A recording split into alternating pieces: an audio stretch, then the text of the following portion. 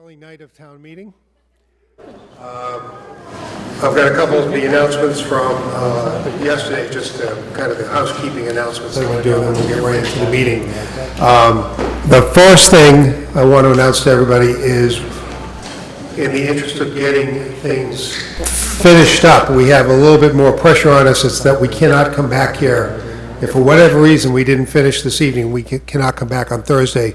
The school has an event planned in this room. So as most of you will know, 10:30 we can opt to go and suspend the rules and go to finish town meeting.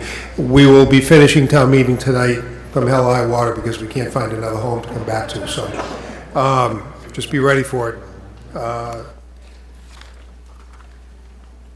We have the call the meeting to order. It's return of service by the town clerk. Again, look where your exits are, because it may not be the way you came in. Sound system, everybody all good? Everybody can hear me okay? There's a few town employees that are going to be in the audience that are non-residents. I'll announce those shortly. I do not have a list of outside guests, but if there are any, they're going to be in that back left section. Terry Wedding? She's running right now. Okay. And I believe at this point in time, you know who's at the front of the house.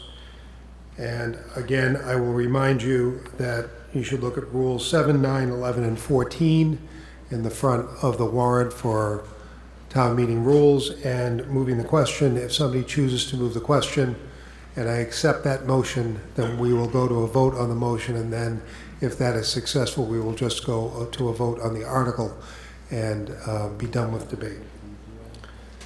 So that being said, the non-resident town employees that are going to be on the in the audience, and we're going to give a vote to allow them to remain with their boards: Mike Seal from the Conservation, Mike DeMeo, Harbor Master, Jay McGillis, IT, Robert Matthews Forte, IT, Meg LeMay, Town Accountant, and Elaine Fiore from the Assessor's Office. All those in favor of allowing them to remain on the floor, please raise your hand. All those opposed? I declare that that passes. And I'm going to add Carol Hamilton to the list, since she just walked in the door. So Carol's also in the list. We are going to start off, and these are the counters. So from section 1, Barb Carney. She might still be out front. Here she is running in. Section 2, Jeb Deloche. Anne Marie Sacchetti is section 3. Kevin Robinson is section 4. And Annie Wedding is section 5.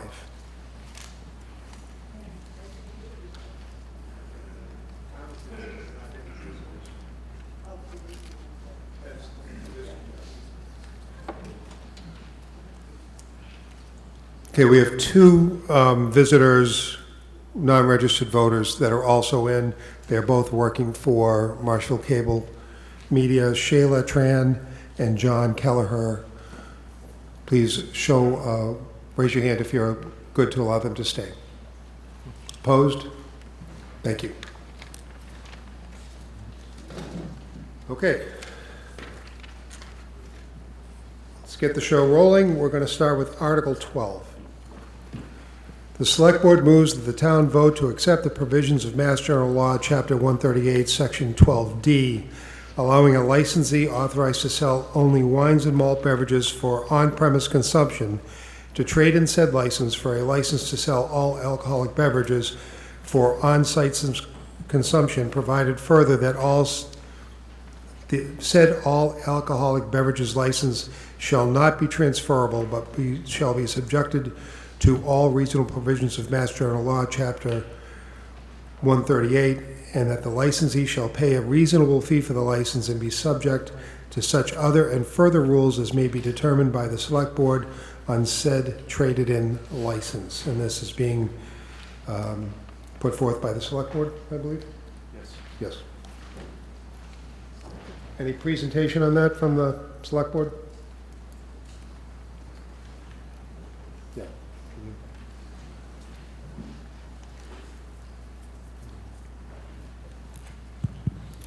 Robert Galvin, Town Council. Just want to explain this.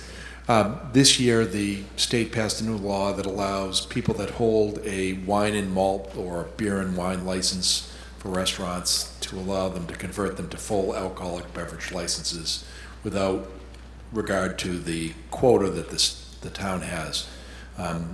It's a measure to improve people's businesses that are hurting, allow them to sell all alcoholic beverages. The licenses can't be transferred, so it's a temporary approval that the selectmen can give in order to sell all alcoholic beverages at a restaurant. Okay. Advisory Board. Chris Rowland, 45 Whitford Circle. The advisory board voted unanimously to recommend this article. For many of exactly what Mr. Galvin said, this is a new opportunity for businesses, specifically restaurants, to hold a full liquor license, although it will not be transferable. So the advisory board believes this is very pro-business and is a positive thing for Marshfield, so we recommend. Okay. There's going to be a majority vote. Discussion from the floor. Seeing none, I'll go to a vote. Oh, we do have somebody. Stephen Lonergan, Townway, Marshfield. How many businesses will be affected by this? How many beer and wine restaurants are there that will now be serving full liquor licenses? I can't tell you the exact number, but I know that downtown Don Bravo, the Mexican restaurant that's downtown, was always looking for a full liquor license. They could never get it. The town, a couple of years ago, at town meeting, it approved petitioning the state legislature for three more licenses for restaurants. I don't believe that it has ever been acted on. So what the state did in response to requests like Marshfield's was to create a new provision of the law allowing these temporary full licenses to satisfy the towns that we're looking for more liquor licenses. So would it be a very limited number of establishments? I believe it's a limited. There are not many restaurants that are just beer and wine.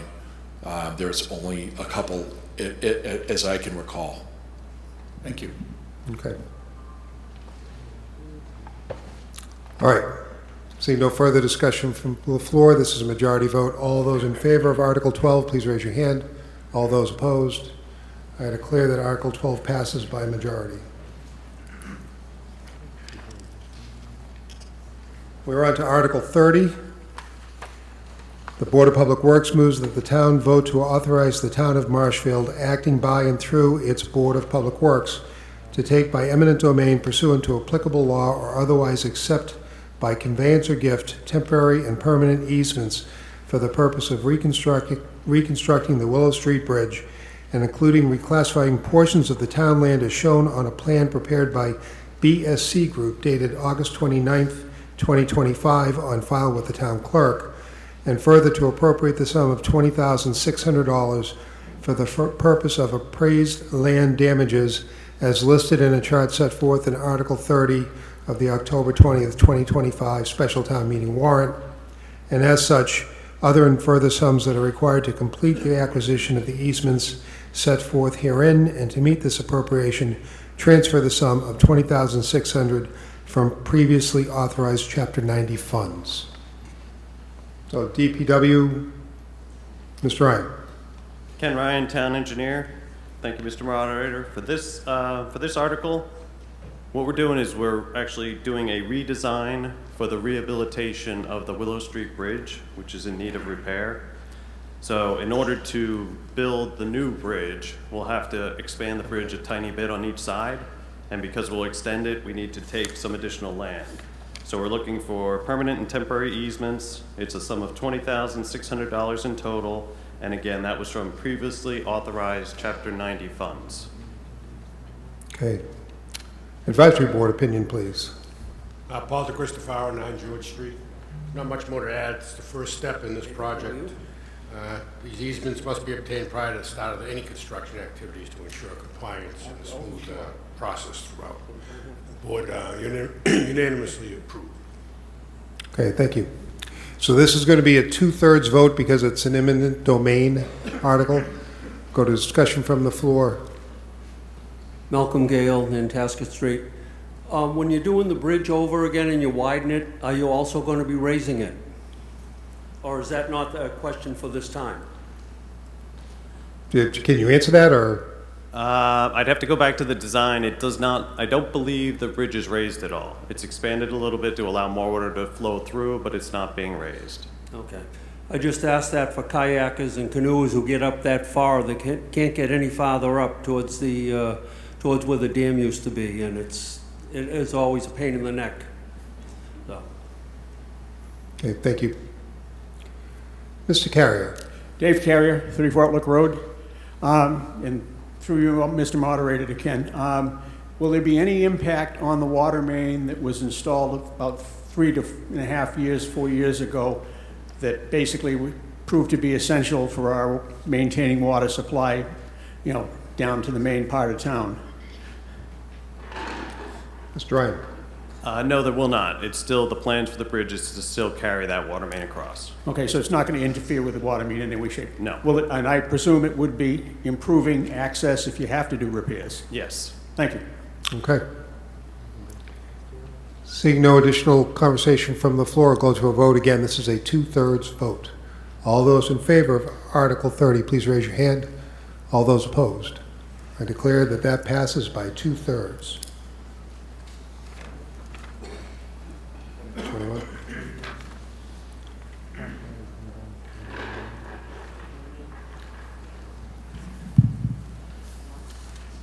And one after that? Okay.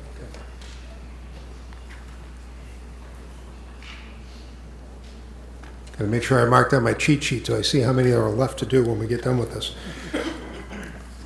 Article 21, the planning board moves that the town vote to amend the Marshfield Town Code Division 3 zoning Article 4 use regulations chapters 305-5.03 uses subject to other regulations subpart D by modifying the first sentence of 305-5.03 D as set forth in Article 16 of the October 20th, 2025 special town meeting warrant, and further that the town clerk be authorized to make clerical, editorial, and other adjustments to effectuate the purposes hereof.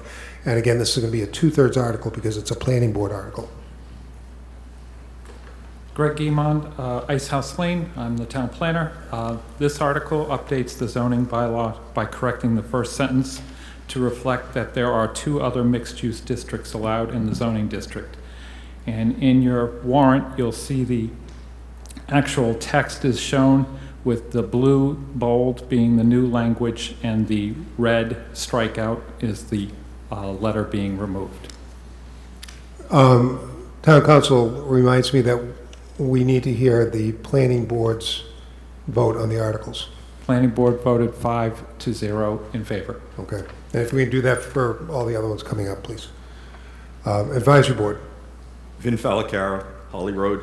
So for Articles 19, 20, and 21, they're going to reflect very small editorial changes to the town code. None of these changes impact the governance model of the town. So the advisory board voted unanimously to approve all 3. Mr. Moderator, you could skip us for the others if you'd like, but our recommendation is the same for 19, 20, and 21. Okay, we'll do so. Thank you. Discussion from the floor. Seeing none, I'll go to a vote. Again, 2/3. All those in favor of Article 21, please raise your hand. All those opposed. Article 21 passes by 2/3. We are on to Article 1. And any of you old hand town meeting members know that this is an annual article. This is an article to deal with bills that came in after the budget, so they need to be taken care of in the special to get them off the plate. This is an unusual vote in that it's a 9/10 vote. The select board moves that the town vote to appropriate the sum of $13,574.17 to pay unpaid bills from prior fiscal years, and to meet this appropriation, transfer the sum of $11,856.62 from free cash, the sum of $1,705.57 from the town's water enterprise retained earnings, and the sum of $11.98 from the town's solid waste retained earnings. I think that's pretty self-explanatory. You've got the chart there. You can see where the bills are coming in from. Advisory Board. Chris Rowland, 45 Whitford Circle. The advisory board voted unanimously to recommend this article. Okay. Again, this is a 9/10 vote. Discussion from the floor. Seeing none, I'm going to go to a vote. All those in favor of Article 1, please raise your hand. All those opposed. I declare that that passes by 9/10.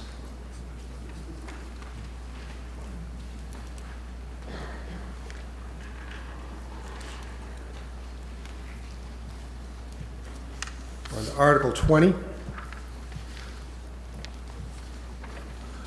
Article 20, the Planning Board moves that the town vote to amend the Marshfield Code, Division 3 zoning bylaw, Chapter 305, zoning, by deleting all reference to the housing partnership each time it appears in said code and inserting Marshfield Affordable Housing Trust in place thereof, and further that the town clerk be authorized to make any clerical, editorial, or other adjustments to effectuate the purpose herefore. Greg Guimond, Ice House Lane, I'm the town planner. As mentioned, this article updates the zoning bylaw by replacing all references to the housing partnership, which no longer exists, with the new Affordable Housing Trust. And the planning board voted 5-0 in favor. Okay. Advisory Board, we're all good? Okay. Discussion from the floor. I'm assuming Mr. Kelly is getting up there to do that. Eric Kelly, Peterson Path. In regards to this, have we completely eliminated the housing trust? Mr. Guimond? The housing partnership? Excuse me, housing partnership, yes. Yes, the housing partnership had been changed like 3 years ago.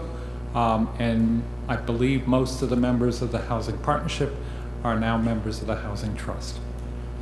Okay, thank you. Mr. Pasevich? Joe Pasevich, Wilson Road. Yeah, I would take issue with that, Mr. Moderator. I don't believe the housing partnership was ever dissolved in any way. It always was and is still on the books. I think there was an attempt to remove it about a year and a half ago when they established the Marshfield Housing Trust. But the partnership was never actually eliminated. I'd like an opinion about that.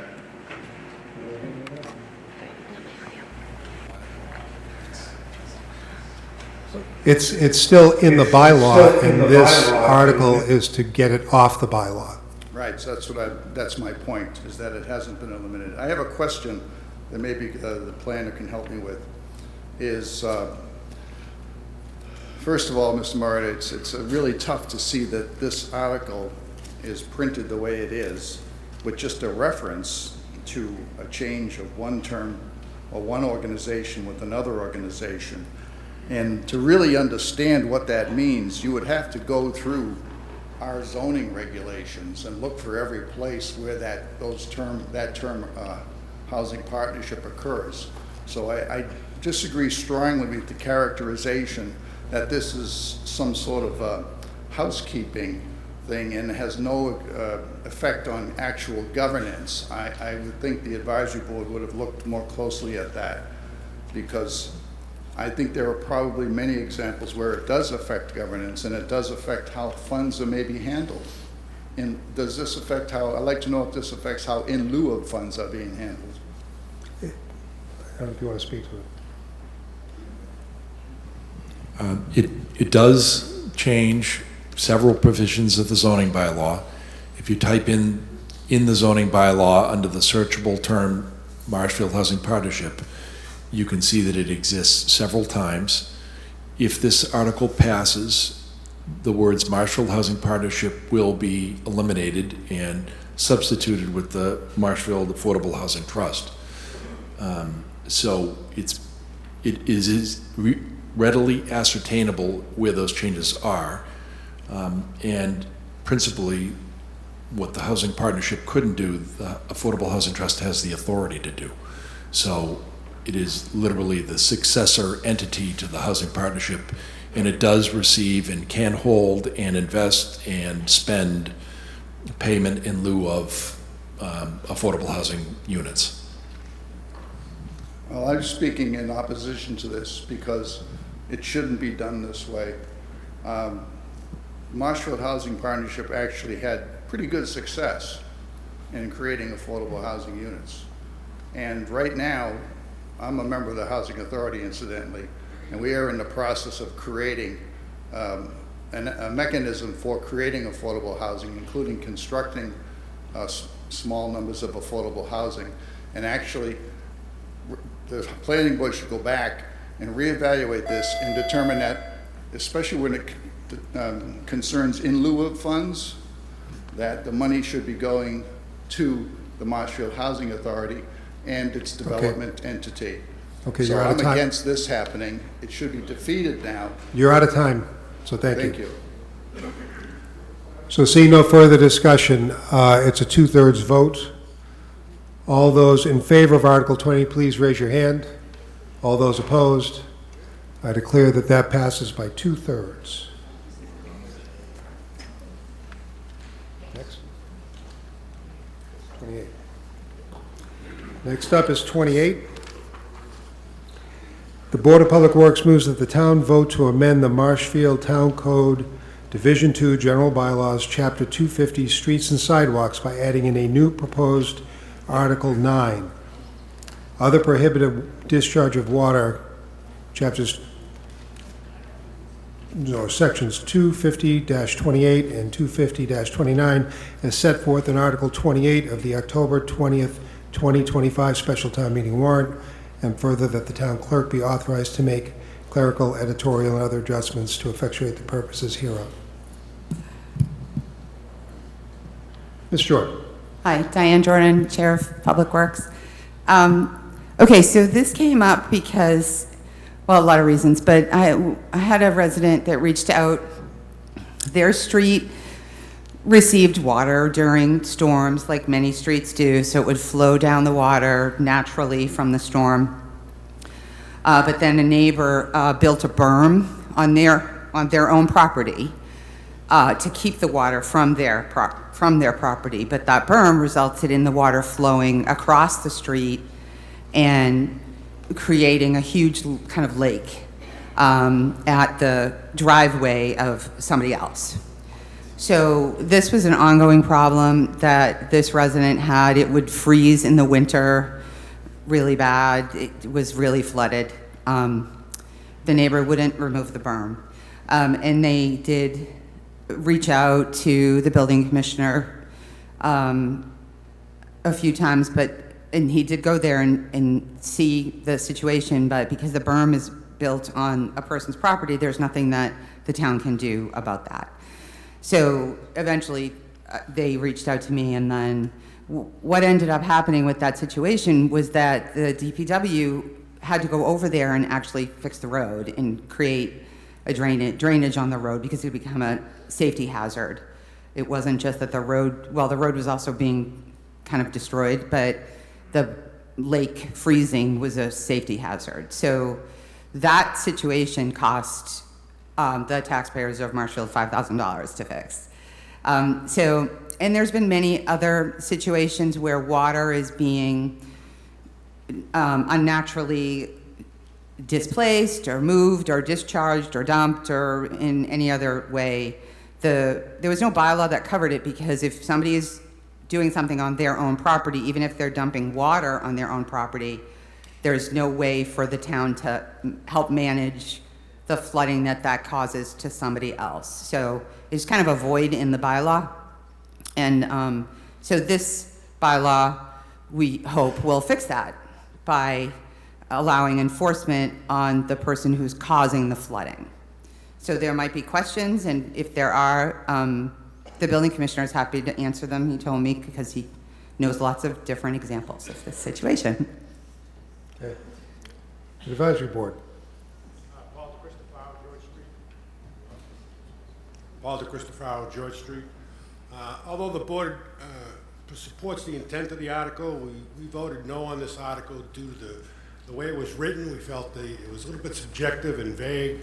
A lot of variables would go into this, and the answers might come out in discussion, but as written, we couldn't vote yes on this article, so we voted no. Okay. So can I respond to that? Sure. Okay. There are a lot of variables, as you can see in the article, because there's lots of different ways that water can be directed, discharged, dumped, dispersed. My suggestion for any resident who's experiencing something like this is to have pictures of the flooding and where the water is coming from, and get, like photographic evidence like that, and kind of keep track of it.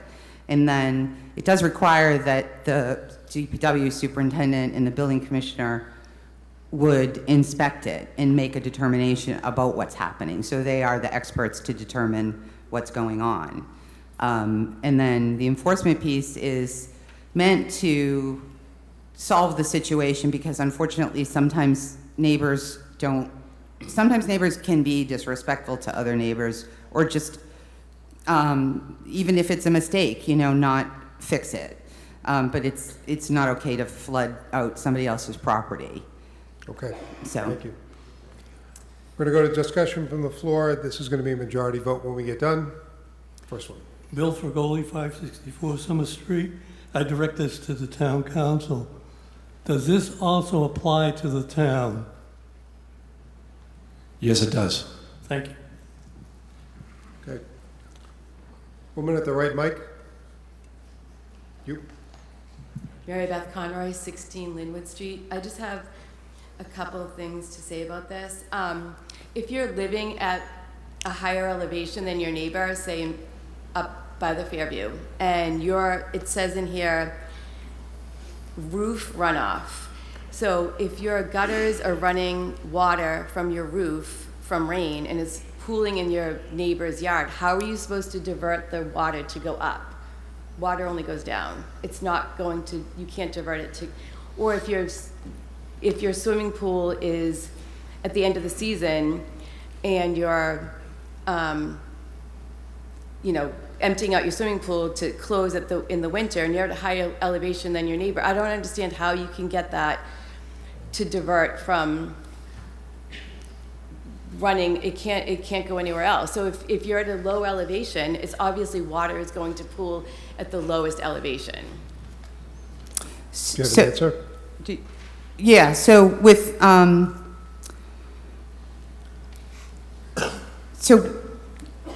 probably the building inspector can help answer those questions, but if you're emptying a swimming pool, I wouldn't think.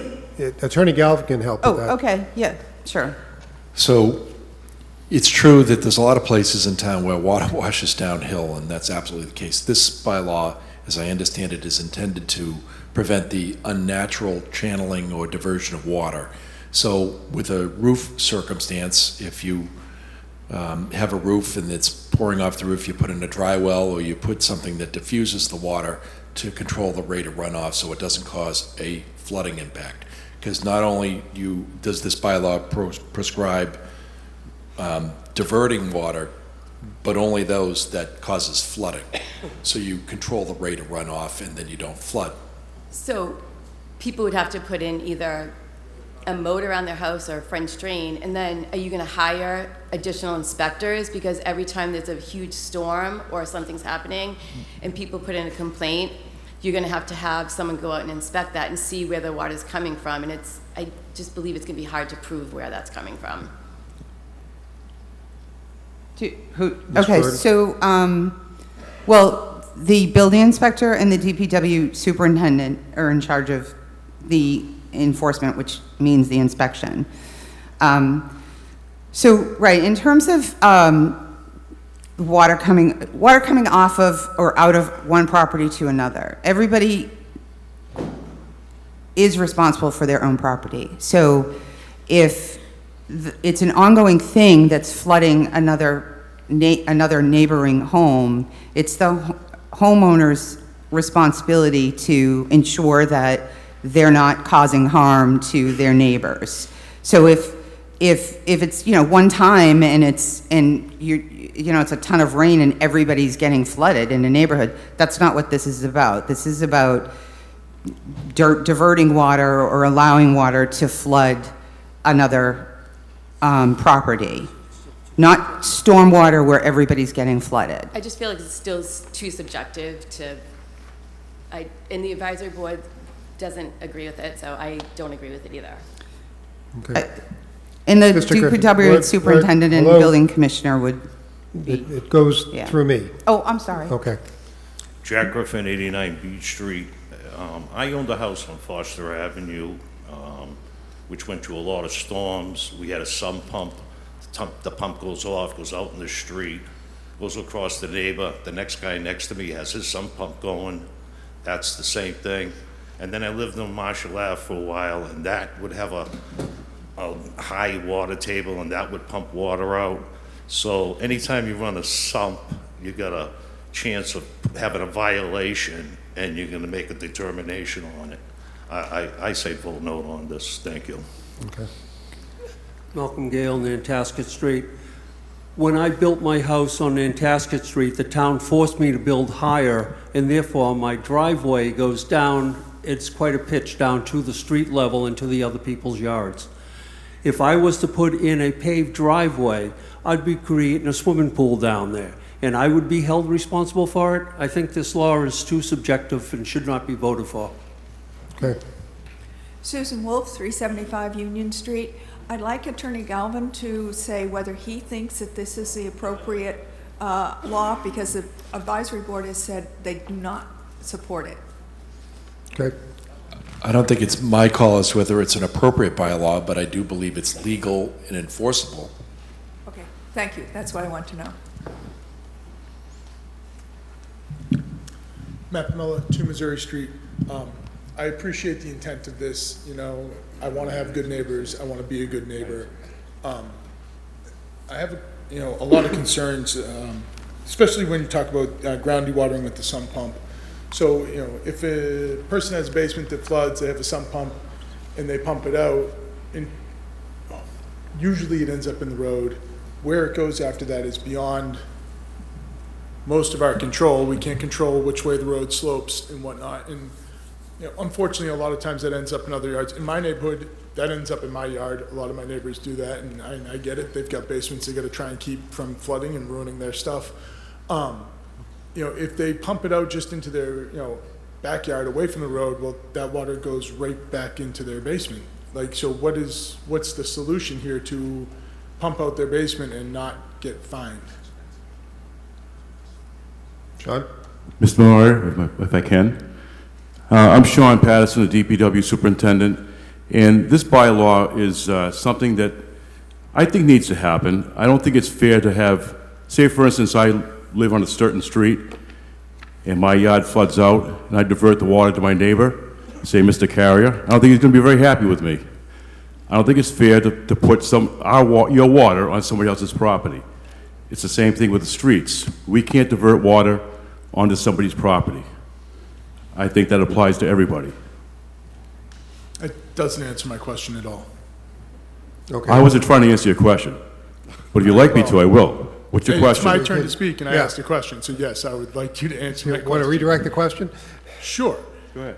If I have a basement and it rains and I have to sump pump it out, and if the water just goes in my backyard, it ends up back in my basement and I have no solution. If the water goes into my front yard and into the road, I can't control where it goes.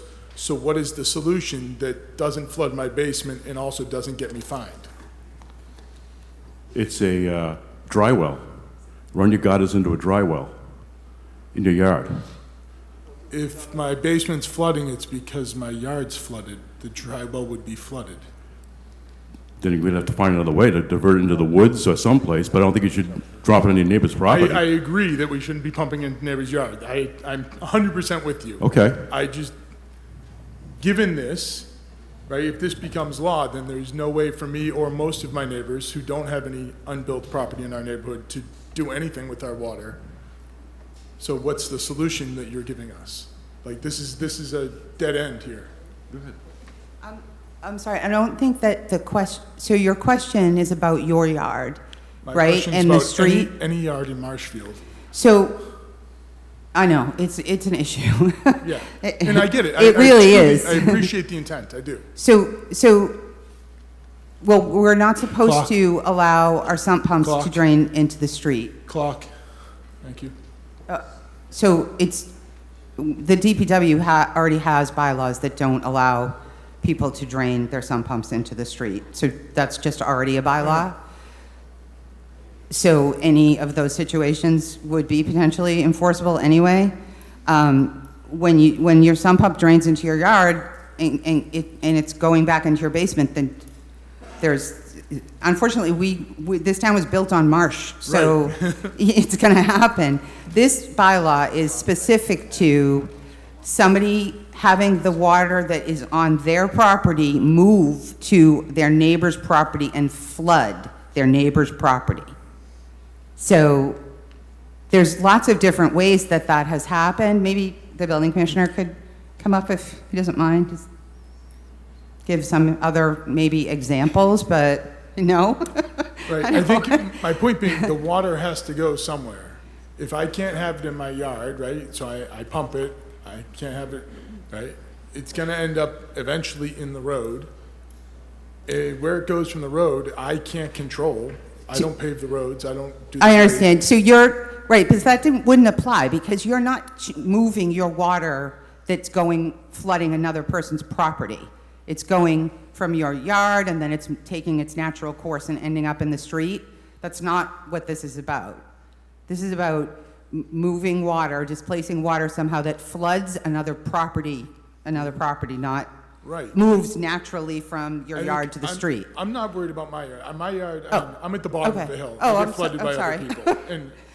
But Maybe it's just maybe it's just a confusing example. Anyway. when I look at this, and it says you can't sump pump, and like, if that floods somebody else's yard, you're responsible. Like, we can't control that. Where the water goes afterwards, I mean, like I believe Mrs. Conroy said, the water goes downhill. I can't control where the water goes. Okay. Right? The example you gave of the neighbor building a berm, like, I understand he's trying to protect his yard. The water went to a neighbor's yard. That sucks. Nobody likes that. But what's he supposed to do? Like, oh, I'll just let my yard get ruined? Well, nobody. I don't think this is fully developed. I'm sorry. Yeah, you're out of town, so. I'm I think this is a bit of a circular conversation, so I think the point's been made, and we think we can go on.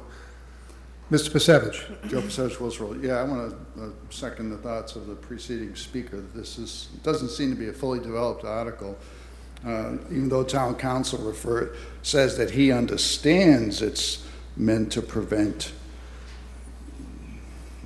movement of water that's, I don't know, got some kind of time limit or recent impact being realized. That's not really clear in this article. It seems to me like people could come under the gun for existing conditions or conditions that have existed for a very long time, and then all of a sudden be called to task for some water that's coming over onto a neighbor's property. That's not clear in here. What's also not clear is what exactly is meant by flooding impacts. What's also missing is a way of how does this potential violation get reported, and how does it get investigated? So I just think it's basically a good idea, but it's not developed, and I hope that they do develop it and bring it back. So I'd have to vote against it right now. Thanks. Okay. Steve Lakatos, 184 Elm Street. I appreciate that at least there seems to be developing some form of addressing the most egregious problems that might occur in these cases. If you're running a sump pump and you're putting it into the end of your property and you're discharging into the road, that's not right. You should be discharging onto your own property. It's got to filter straight down. If it comes back into your yard, that water's accumulating in your property. That's your responsibility. You shouldn't be able to set up pumps, dump it into your neighbor's yard and flood your neighbors. You're basically creating the problem for your neighbor. It's your responsibility to fix your home, do whatever you have to do to drainage, and do it onto yourself. Now, will this happen in every case? Probably. Yes, we have to figure this out, but we should be able to address at least the most egregious, obvious happenings of this kind of thing, because it's too much. I have a number of neighbors that have built their properties, and it's obvious that they've built drains from their washing machines, from their gutters, and I saw them build the house, and they're putting drainage pipes that are like within 3 feet of the roads. The water basically is leaving their house and going down the street, flooding the street every storm. I've tried to bring these cases to the town building commissioner when these buildings were being built. Appears as though nothing was done with that.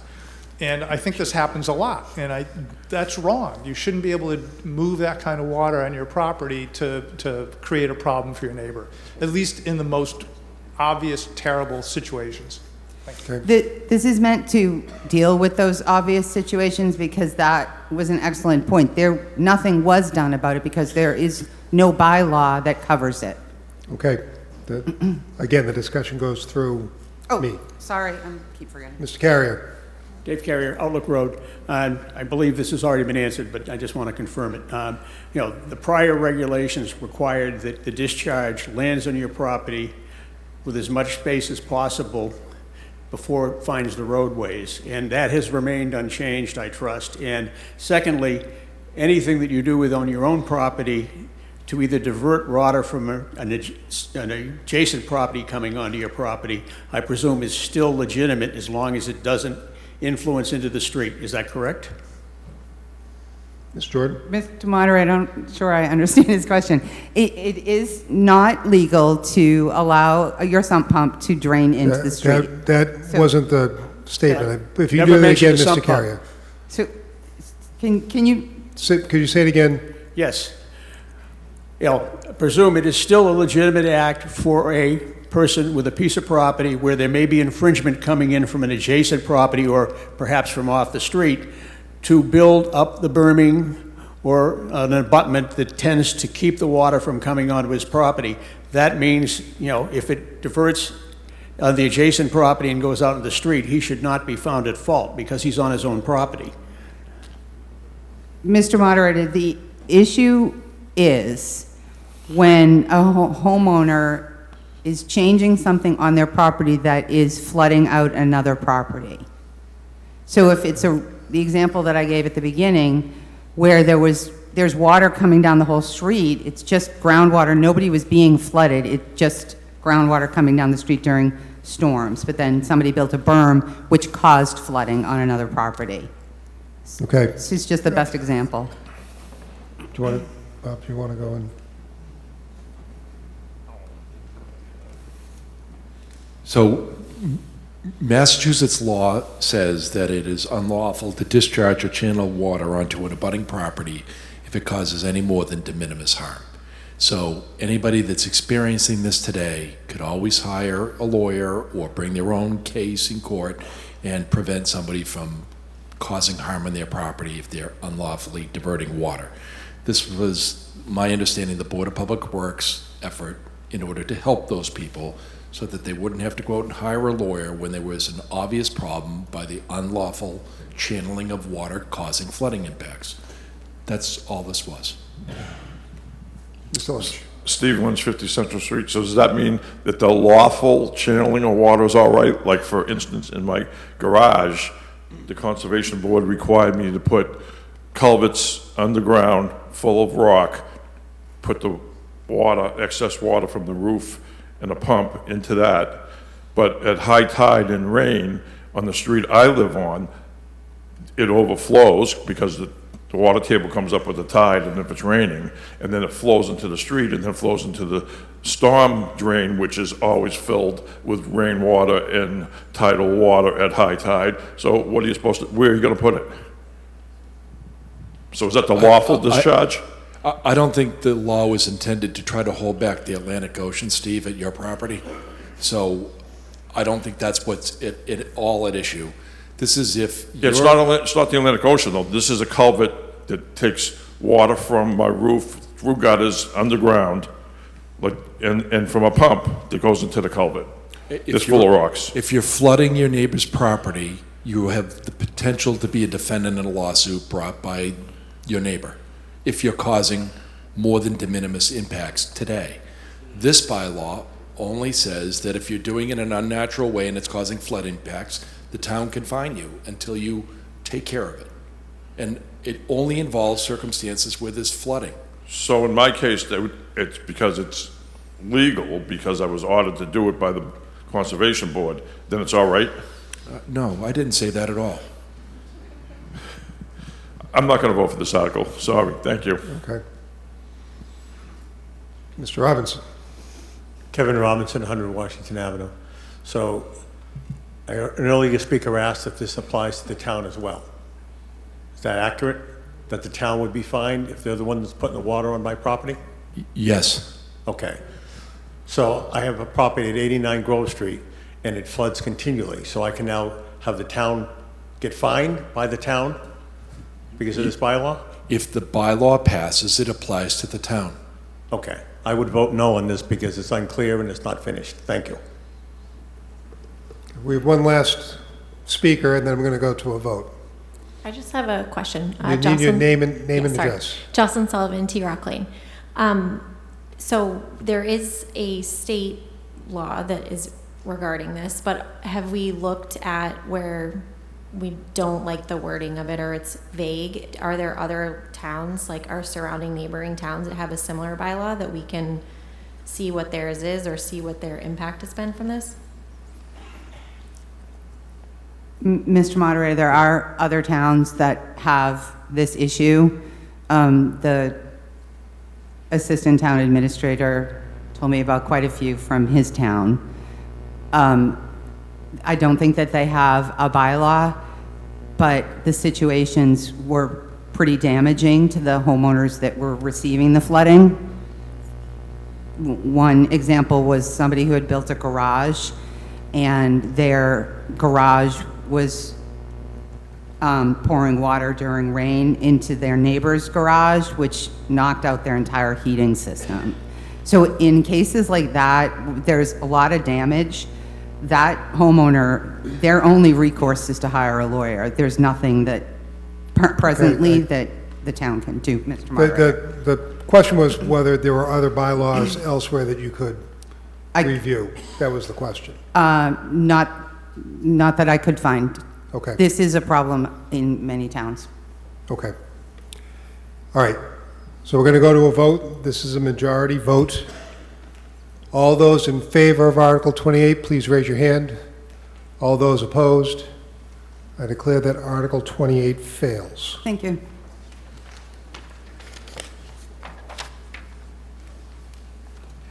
Next. 21? 31. Article 31.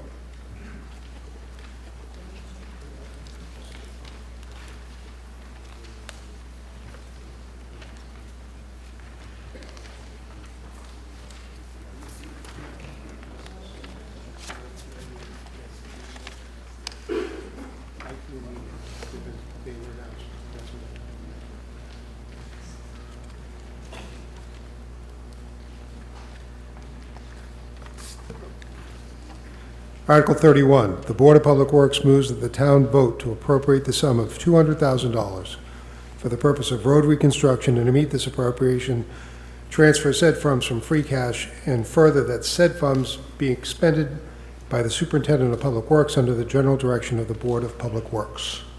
Mr. Patterson. Mr. Moderator, ladies and gentlemen, I go for this article every year under capital for this money is used to do emergency repairs and small repairs on roads that are not accepted by the state in Chapter 90. It's the only way we can get some of these roads repaired so that they're passable and safe to drive on. We do the best we can with what we have, so this is what I go for every year to try and do that for us. Okay, thank you. Advisory Board. Paul DeCristofaro, George Street. Again, what Sean said is right. Every year we do this. Requests are made for road construction that don't meet the Chapter 90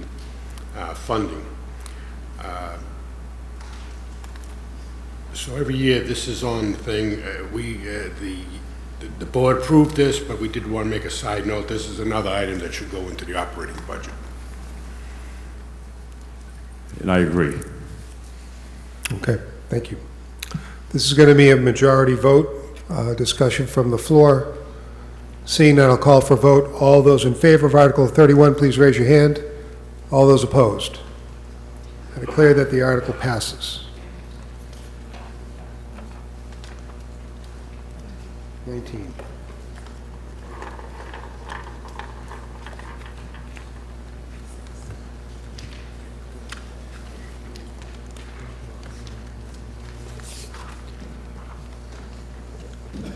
Article 19, the Planning Board moves that the town vote to amend the Marshfield Code, Division 3 zoning bylaw, Chapter 305, zoning, by deleting all references to DHCD and/or Department of Housing and Community Development each time it appears in that said code, and inserting EOHLC, or Executive Office of Housing and Living Communities, in place thereof, and as the context so permits, and further that the town clerk be authorized to make clerical, editorial, and other adjustments to effectuate the purposes hereof. Mr. Guimond. Greg Guimond, Ice House Lane.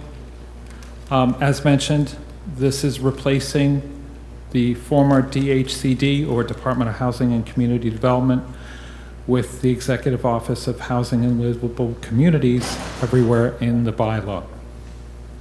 Okay. And we heard from Mr. Falcara earlier that this was all approved by the Planning Board voted 5-0. Thank you.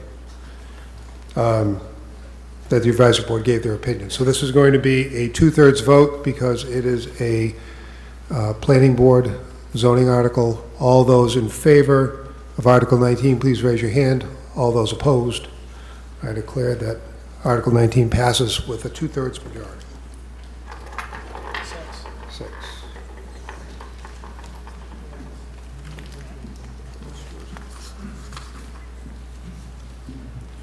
On Article 6, the school committee moves that the town vote to accept the provisions of Mass General Law, Chapter 40, Section 13E, to establish a special education reserve fund to be utilized in upcoming fiscal years to pay, without further appropriation, for unanticipated or unabridged costs of special education and recovery high school programs out of district tuition or transportation, and provided further that the balance of such reserve fund shall not exceed 2% of the annual net school spending of the school district, and that funds shall only be distributed from the reserve funds after a majority vote of the school committee and a majority vote of the select board. And this was just voted on by the select board, so there's no vote on the screen. It was voted against 2-1. Mr. Miller. Yes, this is simply an article to set up a reserve fund for special education purposes. This law was enacted in 2016. It's fairly, all our neighboring towns have already established this. We haven't had any real reason to establish it to this point, but it's something our interim town administrator, Mr. Moran, suggested that he had in other towns, and it's a good thing just to set up just in case it's needed. The limit is only $250,000 per fiscal year, and by law, the balance cannot exceed 2% of our net school spending, which is just over $1.1 million. Okay. Advisory Board. Scott Swain, Bradford Street. The advisory board unanimously recommended approval for this, and me personally, I hope that we don't have to use it that often. Okay. This is going to be a majority vote when we go to the vote. Where am I? Trish Simpson, 32 Colonial. Thank you, Mr. Moderator. As both a member of the Select Board and as an educator, I want to emphasize the critical importance of collaboration in our budgeting process, particularly between the school committee and the Select Board. In many communities, these two bodies work in close partnership to make thoughtful, sustainable financial decisions that honor educational priorities while safeguarding the town's overall fiscal health. Regrettably, that level of collaboration has not been the norm here in Marshfield, and I believe that represents a missed opportunity. Tonight's request for free cash to support special education is a case in point. While I am a strong advocate for education, I also believe we have a responsibility to the taxpayers to ensure that all departments, including our schools, participate in a transparent and coordinated financial planning process. It is reasonable to ask, why is this article not included in the school budget? Having worked within educational systems, I've seen where spending can be tightened without compromising quality. In these financially uncertain times, prudence is essential. That begins with open dialogue, shared planning, and mutual accountability. It is time to move toward a more unified approach, one that respects the autonomy of the school committee while embracing our collective responsibility to the town, to the community we serve. Thank you. Mr. Kelly. Eric Kelly, Peterson Path. My concern is that this was put on by the school committee, and the school committee never wanted to sit down with the select board and discuss this.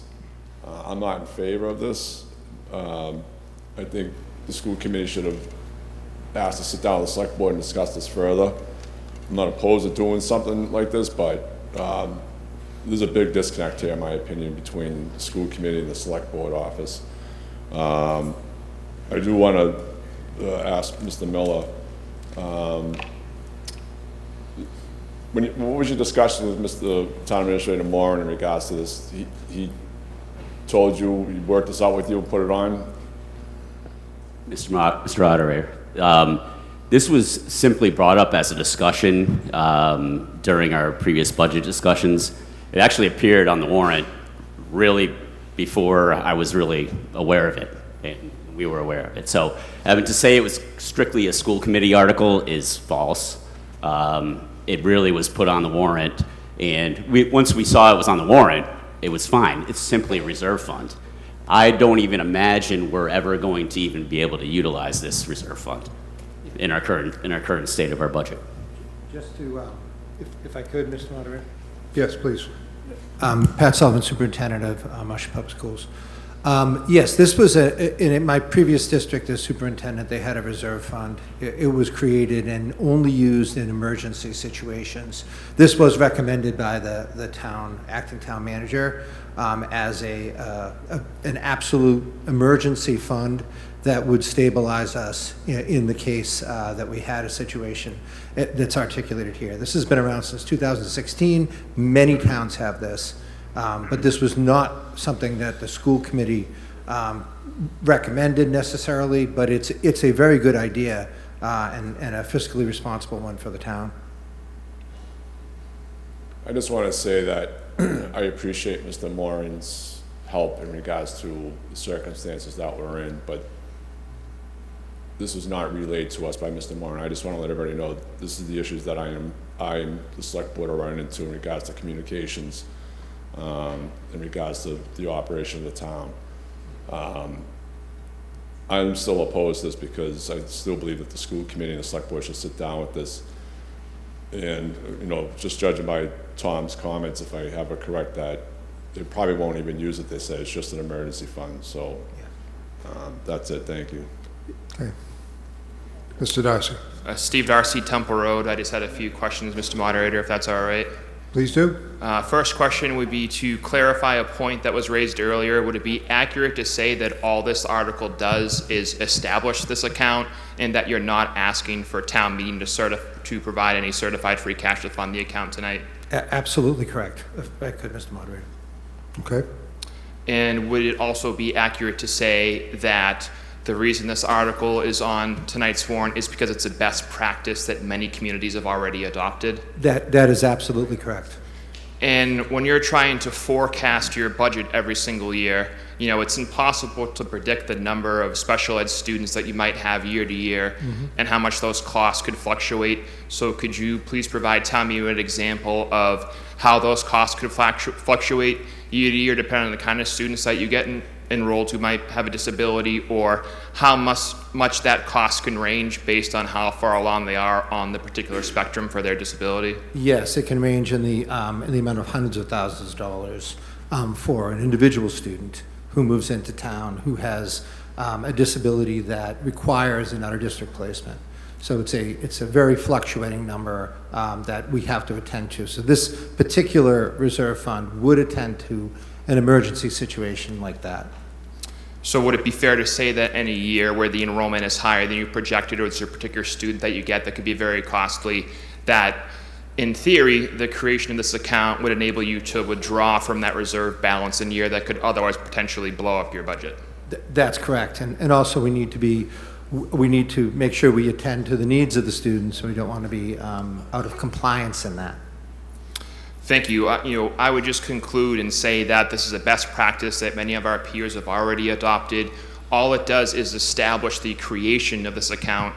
No money's being asked for tonight, and basically it gives them a reserve to draw into for the years that, it could potentially bust up their budget. So it's a best practice. And I would say that, none of the arguments against this article in terms of advocating to vote no are against the merits of the idea.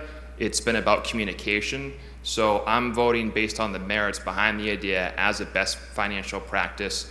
And I would say that, we get a draft of the warrant well before it's published, and it's published a month before town meeting. So, communication is a two-way street, and we've had ample time to discuss this. And I think the merits behind this idea in this article are 100% positive. So thank you.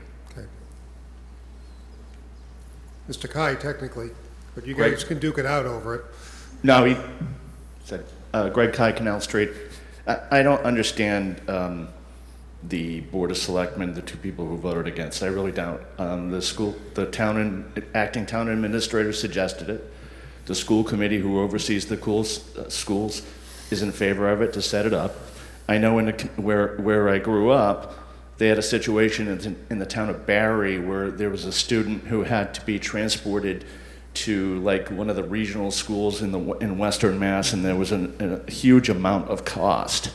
And I don't see that being any different here when you have emergency situations. I think if other communities do it, the costs are real for special education. Anybody can read up on the articles on the special education costs, and especially with cuts coming from the federal government to special education, I think it's pretty prudent to set this type of fund up. Thank you. Okay. Mr. Lynch. Steve Lynch, 50 Central Street. So, when departments need money that they can't foresee, they come to us for the free cash money, and they add it to their budget as they need it. There's no reason to set up an account that if they don't need it, because we know what will happen. They'll be wanting to fill it up all the time, just like when we used to have zero budgeting for, for other things like maintenance, for this facilities management, and then it turned into $1 million a year. And is the maintenance any better? I don't know. But the school department has lost 1,100 students over the last 14 or 15 years. Their budget still continues to rise at 2 or 3% every year.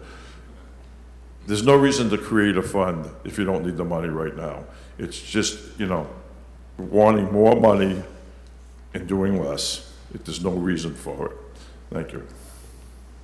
Mr. Carrier. Dave Carrier, Outlook Road. I am not against this article, and I plan to vote and say for it. But one of the things I want to suggest is that anytime this occurs and the fund has to be tapped, that there should be a review of the process of how you got there, just to make sure that it wasn't something that was foreseeable and could be cut off. And the reason I say that is from some direct experience with my oldest son, Adam Carrier, who was dyslexic and dysgraphic and attention deficited, and his special treatment was capable of being taken care of within Governor Winslow Elementary School after we took actions with the rules and regulations of the state to make it happen. Okay, thank you. Okay, we're going to go to a vote. This is a majority vote. All those in favor of Article 6, please raise your hand. All those opposed? I declare that that passes by majority.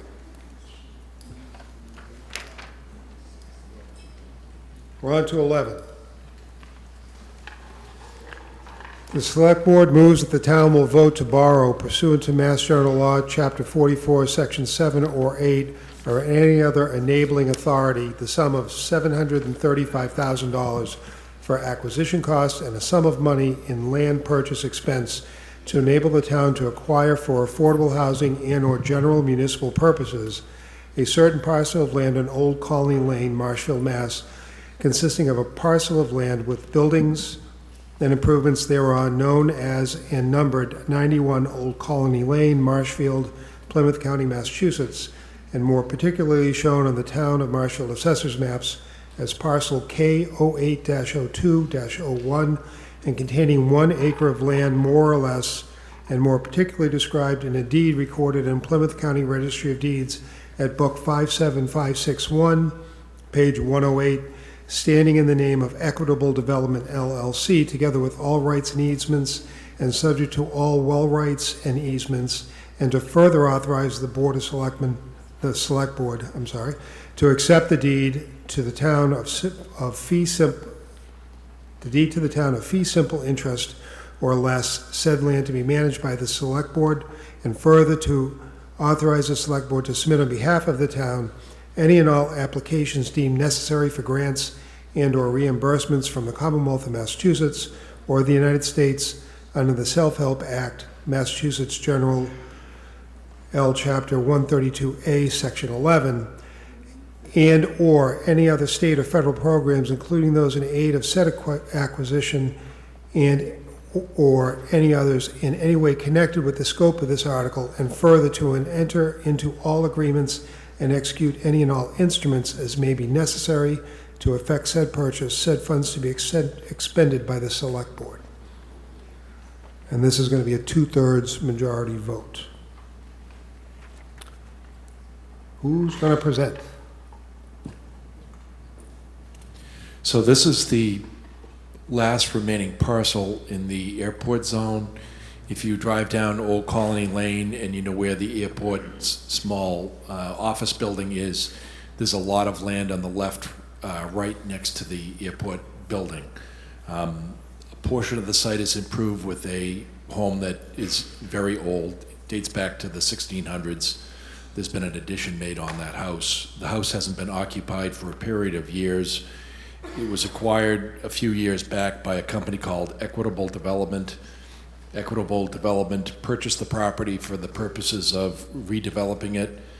It has submitted an application to the Zoning Board of Appeals for site plan approval to locate a heliport on the property. Earlier this year, the town, through its airport commission, took some easements over a portion of this property, very small portion of the property, because the town's main access way was located and has been located for 60 years on a portion of the site. And one of the hangars that's located in the rear of the property is also located on the very end of the site, and the town has a security perimeter fence that's also encroaching on this land. If you approve this article, the town will borrow the money, acquire the land. It will resolve a lawsuit that Equitable has brought against the town contesting the taking. The town will then have the option whether to use this property for an affordable housing unit or units, or for some other general municipal purpose. The land is to be held under the care and custody of the Select Board. To do anything else with the property would require a 2/3 vote of the town meeting. It solves some problems. It gets this property under control. There don't appear to be any other properties like this where someone could propose this. The airport district appears to be fairly full, meaning the airport occupies all the other land that's in the airport district other than this property. That was the basis, I believe, that the selectmen proceeded to put this on the warrant. Advisory Board. Chris Rowland, 45 Whitford Circle. Unfortunately, due to scheduling conflicts, the advisory board wasn't able to take a vote or recommendation on this article. Okay. This is going to be a two-thirds majority when we vote. Just to remind everybody, Mr. Griffin. Jack Griffin, 89 Beach Street. I understand that the historic part of the house, the Historic Commission had the, what is it, a year delay that they put on it? Yes, when Equitable Development began its permitting process, they applied for a demolition permit to the Historical Commission. My understanding is they invoked the protections of that act, but the one-year period of time has elapsed. So Equitable would now have the ability to proceed to demolish the historic structure. Okay, so is that building still able to be lived in? Is that part of the plan, or could that be part of the plan? I don't think we know exactly what the plan yet is, other than we wish to control it for affordable housing and/or some other general municipal purpose, and have it under the care and custody of the Select Board. Yeah, I do believe that with some rehabilitation, that the structure could be reoccupied. Well, I would like to make a recommendation to the Select Board that we try to keep this building. We don't, seems like we've knocked a lot of houses down from the 1600s, and that's my point. Thank you. Okay. Left microphone. Oh, Steve Lakatos, 184 Elm Street. I'm just questioning the price and how that was determined. I mean, I own about an acre of land and it's valued at $250,000. This has got a house that's not useful and we're paying $735 for this. As previously mentioned, we are getting $53,000 or something close to that for the rental of the entire airport. Somehow we have to get this. We have to get the money returned to us through fees or something. This seems like a lot. I don't understand how it was valued at that much. So when a town acquires land, it can acquire it based on a few options. One is to have the property appraised. Number two, it can take the average of the last 3 years' assessed values. This land is actually assessed at $787,000 presently, because it has the prospect of commercial use. It's hard to compare the airport land that's already in airport use and its value to this lot, because the town subsidizes and the state subsidizes the airport use. And this property, if you took the average of the last 3 years, has a valuation or potential valuation in the 770 range for the last 3 years of assessed values. So it's being purchased cheaper than what the town would legally be able to pay for it. And the selectmen are free to speak for themselves, but the discussion that we've had so far is that it's important that this property not be used as a heliport. We think it would have a significant detriment to that neighborhood that already experiences impacts from the airport. There's already affordable housing on Old Colony Lane. A 1 acre site is big enough to have more than one affordable unit. It seems to have worked okay so far, so this is the price that Equitable Development would agree to sell the property for, and it fell within the authorized amount that the town could potentially pay for the property. Actually, it was less than that. So we're acquiring this property because it not only has value as a residential property, but it potentially has value as a commercial property. And the lawsuit that Equitable Development is claiming, they say when the town, by its airport commission, took these very small easement areas, it impacted their ability to put the heliport there, but they've nonetheless proceeded to permit that. Their belief is that the property is worth millions of dollars if you can keep 2 or 3 helicopters there and fly them in and out. So none of that has been vetted yet by the Zoning Board of Appeals. If this article doesn't pass, that's where we're headed back, and the town will deal with the lawsuit as it comes. But this seemed to be a solution that was not a perfect solution, but was probably the most advantageous to everybody and accomplished what we were looking to accomplish. Oh, okay. So this is preventing a heliport being put in there. Okay. Pam Keith, Smoke Hill Ridge. Can I ask what general municipal purposes would be, and is an airport, any type of airport use, say hangars or something like that, is that included as a general municipal purpose, or will we be saying airport purposes? I think if we were going to transfer it to airport purpose, that's a very different use than the ordinary understanding of general purposes. The select board and discussion with me included that we would use this land most likely for either affordable housing or open space purposes, but we hadn't determined what it would be best used at this time. All right, well, what I'm wondering then is, I assume general municipal purposes could be, you know, a few things like I'm envisioning. There could be a municipal building of some sort or something. So what I'm wondering is, I was thinking that, how about an amendment to strike that phrase? Or if we're talking about affordable housing and open space being the two choices, changing that to open space and leaving either just affordable housing or affordable housing in open space.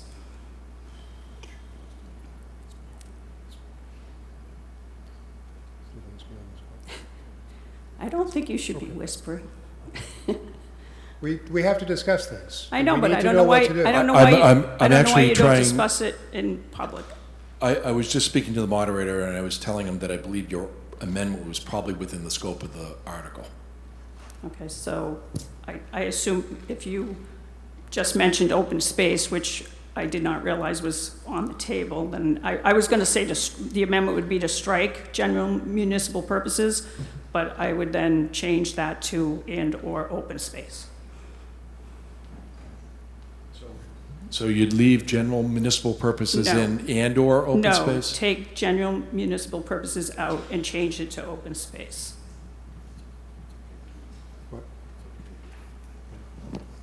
All right, so the amendment is to strike, I want to see the exact words in here. I'm just looking for where the words are so I can say them correctly.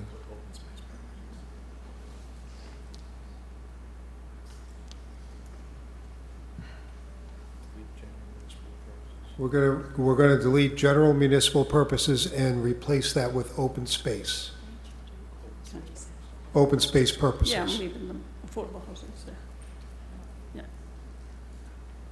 So that's the amendment, is to delete general and municipal purposes and replace that with open space purposes. And can I just state the reason why I'm... Well, wait, before we get into the discussion on the amendment, that's a legal amendment. So we're going to go to, that's going to be we're going to amend the language if this passes. So we'll go into discussion now on the amendment. I just want to say that I thought affordable housing and general municipal purposes seem very far apart. They don't seem like anything close to the same thing. And so we don't really know what we're getting. And I think the affordable housing, it sounds like that has been discussed and that could be a good idea. So I would prefer the affordable housing. And if for some reason that can't be done, then open space would probably be the next best thing and not a general municipal purpose. Okay. Do we have further discussion on the amendment? Mr. Griffin? No, you're discussing the amendment. Ms. Magley, are you discussing the amendment or the article? Well, this pertains to the amendment. This is discussion on that amendment. Are you discussing the amendment? Yes. Okay. You can go first then. Mr. Moderator, is that piece of property all alone by itself, or are there other buildings around it? That's what I would like to know regarding open space. One parcel. But is there other, what's around it? That was the question. The airport and the street are what's around it.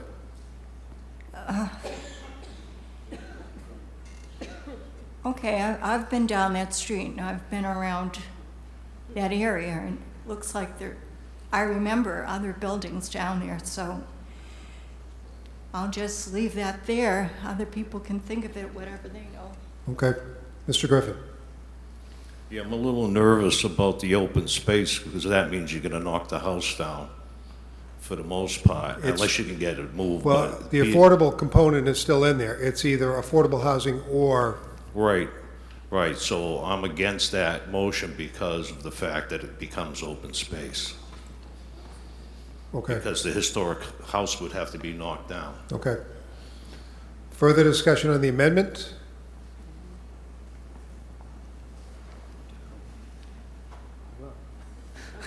Hi, David Qualter, Oak Leaf Drive. If we change this to only be used for affordable housing or open space, does that change the funding mechanism? Should the money come from CPC? No. No? No. Why not? That's got to be vetted through CPC. That's a whole nother process.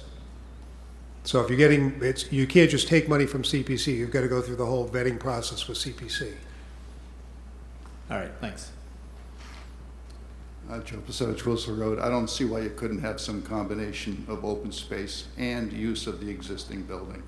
And I also believe that the back of the lot is contiguous with some areas that are somewhat sensitive. I couldn't give you the exact classification, but having worked a lot in that area on some matters, I believe it is contiguous with some other open space, and it would help to form a connection with it. Thank you. Okay. Any further discussion on the amendment? I'm going to go to are you speaking on the amendment? Yes. Okay. Yes. Steve, on 50 Central Street, can you put the amendments up on the board so we can see them when you change that? Did you guys do that? Did you put that language in for the amendment?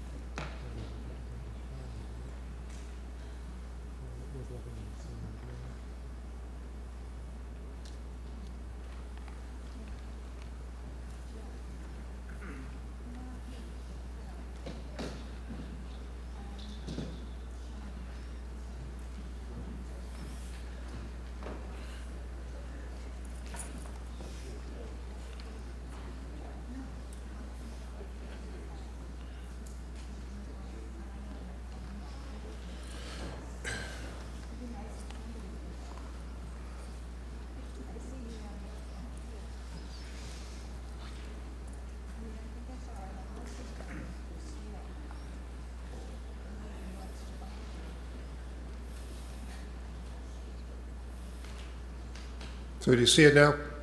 Where it's in the I third can't see line you, down? Jim, never mind the board. I'm just asking for somebody else. Yeah. So you want me to continue? Pardon me? You want me to continue? Yes. So I think that the house, so we can keep it for Jack to be historical, we could buy it, use the space for affordable housing, go to CPC later and get the money to renovate the house so that it's livable for someone to move in there as affordable, bring our affordable count up so we're less susceptible to 40B. And we got to stop giving stuff to the airport and not raising their rent. I mean, so if you have a hangar on that airport, that we don't collect the rent for those hangars. The people we rent the airport to for $53,000 a year collects the rent for that hangar. So every time we add something and give them something more to improve that input, we should be changing the rent. I mean, $1,000 a week for a $20 million airport, give me a break. I mean, that sounds like a sweetheart deal to me. But anyway, I think a good thing to do is to keep the house, get CPC money to fix it so you can rent it out as affordable, and that's what I think. Okay. Thanks. Any more discussion on the amendment? Yes. Okay, go ahead. But she was first. No, she's not speaking on the amendment. Oh, Diane Jordan, Bancroft Street. I think I remember when the helicopter people were at the ZBA, the Historical Commission was concerned about this house. Yeah, I wouldn't want to see the house taken down. So I think the house definitely should go in to the amendment, and you could do lots of things. You could do Steve's idea, or you could make it a museum if it's, The house is whatever. The house is in the article. So the amendment is only changing the language from Open space, right, but, Municipal uses to open space uses. yeah, That's Mr. the Griffin amendment. suggested that the open space might mean they take the house down. So I just want to make sure that that's not going to mean that. So The if affordable it, house is still in the article. no, the historic house. The article calls for affordable housing and/or open space, I believe is the way that is phrased. Oh, maybe I'm confused, but Mr. Griffin suggested that the open space term would cause the historical house to be taken down, which is what That's not what the intent here is, I believe. Okay. It's Ms. Keith's amendment, so was that your intent? You could strike open space and just do affordable housing. Okay. Which was my first option. Oh, so now I think I'm more confused. I just want to make sure that, as Mr. Griffin suggested, open space is not going to mean that the historical house comes down. So whatever way there is to make that clear, perhaps it's just stating it for the record, I don't know. Thank you. Okay, thanks. All right, are you speaking on the amendment? No. No, so we need to go and vote on the amendment. So we have amended language on the floor. We're going to vote for the amendment. So this is going to be a majority vote on the amendment. It's a two-thirds majority for the article, but it's a majority for an amended article. So all those in favor of the amended language, please raise your hand. All those opposed, I declare that the amendment passes. So we are working with the amended article. Discussion on the article. Fran Lonigan, Townway. I too have real concern about the wording of the reuse as a proposed heliport. And I did hear earlier that you said that that would be voted on unless plans came in and this would be on another town meeting. Like this is not saying that that's going to be considered with this article. So the selectmen have signed a purchase and sale agreement with Equitable Development.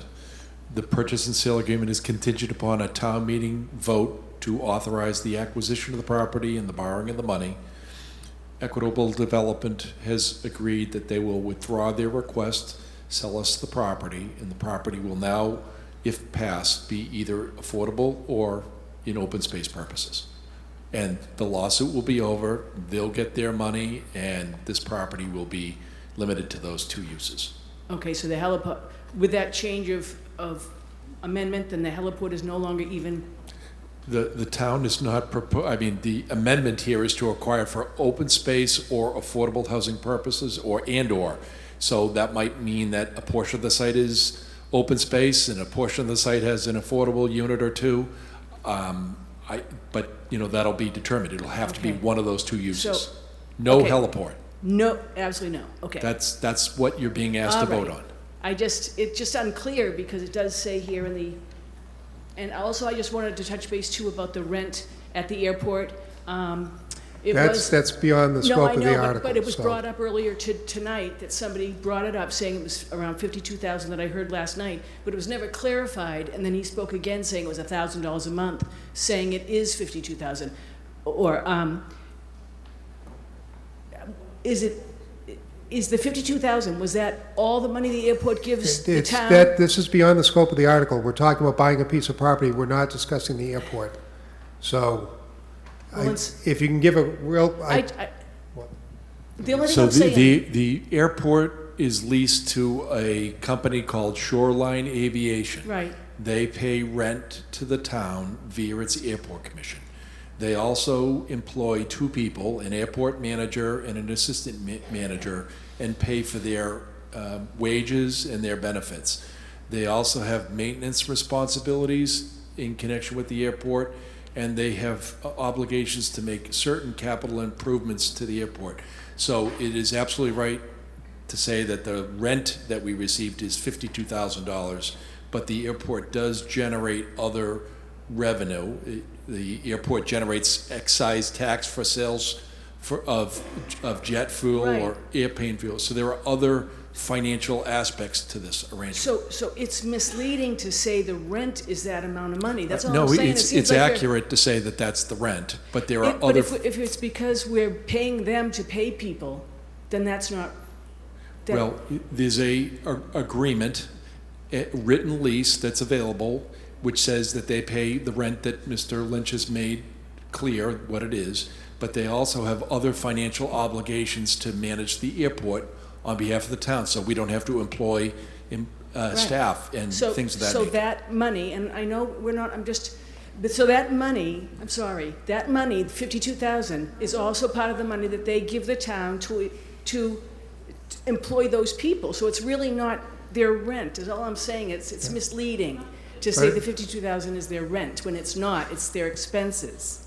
Again, that's beyond the scope of this article. We're not discussing the airport, we're discussing a purchase of a piece of property. That- I get why you've asked the question, but it's inappropriate to bring it up Well, at I this started meeting. it with the heliport, sorry to be disrespectful, Yeah. I'm not The- meaning to the- be. the heliport thing- Right, is now gone, but the reason I brought it up is because the heliport was mentioned, and that's an asset to the airport. The airport seems to get a lot of assets from the town, including land, that they make a lot of money on, and it doesn't seem like we're getting much back.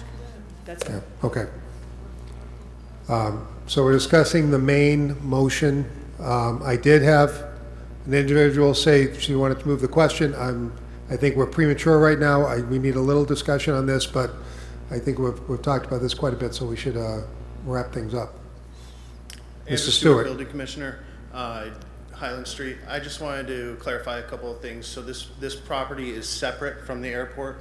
It's so it's not yet part of the airport. So if we did purchase it, there would be an opportunity perhaps to make it part of the airport parcel, but it right now is a separate individual parcel. They have an active demolition permit to knock the house down. That has been approved by the Conservation Commission, and they have a building permit. And the Historical Commission already ruled that it had no historical significance and that they could demolish it. So that's already happened. Now, if they don't demolish it, that starts the whole conversation all over again.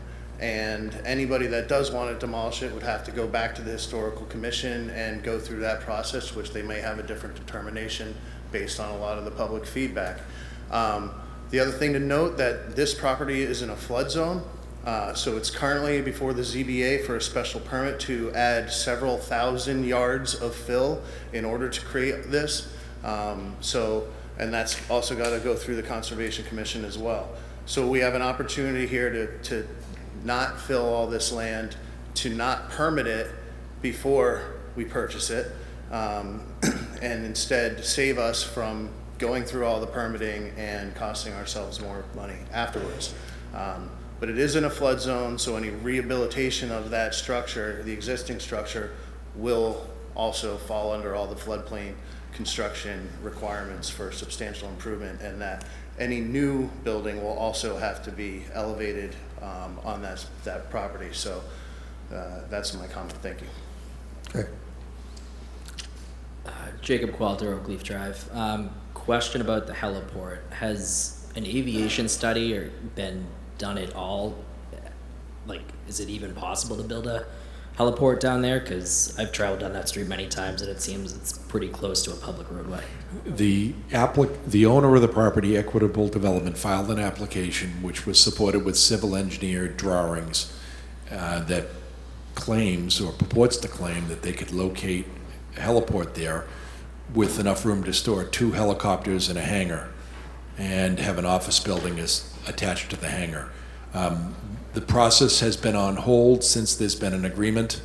If the town does not agree to purchase the property, then that will restart, and the ZBA will study that and decide whether it's allowed or not.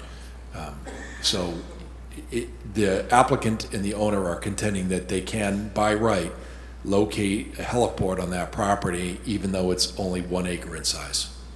And that is private use helicopters, not a state police or something like that. We don't know who the ultimate user is, but the plans show a landing pad for a helicopter, a 2 helicopter hangar, and an office building.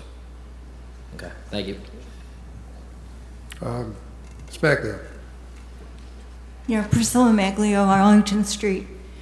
I don't know what's going to happen with this article, but the house looks very nice, and it looks like a good place for somebody to live in affordable housing. If you think it would be worth spending that much money to have a couple of units of affordable housing, it might be a wise use of your money. Otherwise, I don't know. Thank you. Okay. Ms. Castro. Cindy Castro, Ashburton Ave, a co-chair of the Historical Commission. The Historical Commission did say this house has historical significance. Equitable Development stopped working with the commission. We would, of course, love to have this house saved. Thank you. Okay. Joyce Drain, Marginal Street. It is my understanding, the way this article's written, that if we borrow this money, then the heliport is off the table, and then the town doesn't deal with the heliport. Correct? So can we move Correct. the question, please? I'll take that motion. Sort of ran out of people speaking anyway, so. All right, so this is going to be a 2/3 vote. All those in favor of Article 11, please raise your hand. All those opposed, I declare that passes by 2/3.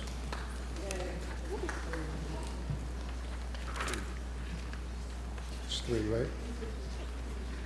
Okay, Article 3.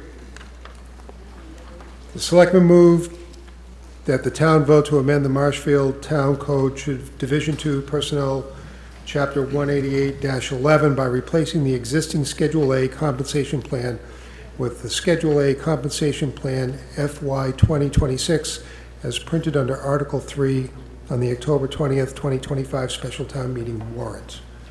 And this is being presented by the selectmen. Bobby? Yeah, you can do it. So, in the absence of Mr. Moran, what I'll tell you is that this is a article that proposes a 2% annual increase for the non-union employees that work in and about the town, and that was consistent with what the town agreed to provide the union employees. So this is the adjustment to those schedules. Advisory Board? Vin Falcar, Holly Road. So as Attorney Galvin just said, the 2% is consistent with the labor contracts we've negotiated for our exempt employees in the town. If you're interested, the total funding is $54,029.36 would be added to the pay schedule for Marshfield exempt employees. The Advisory Board unanimously recommends Article 3. Okay. This is going to be a majority vote when we go to vote.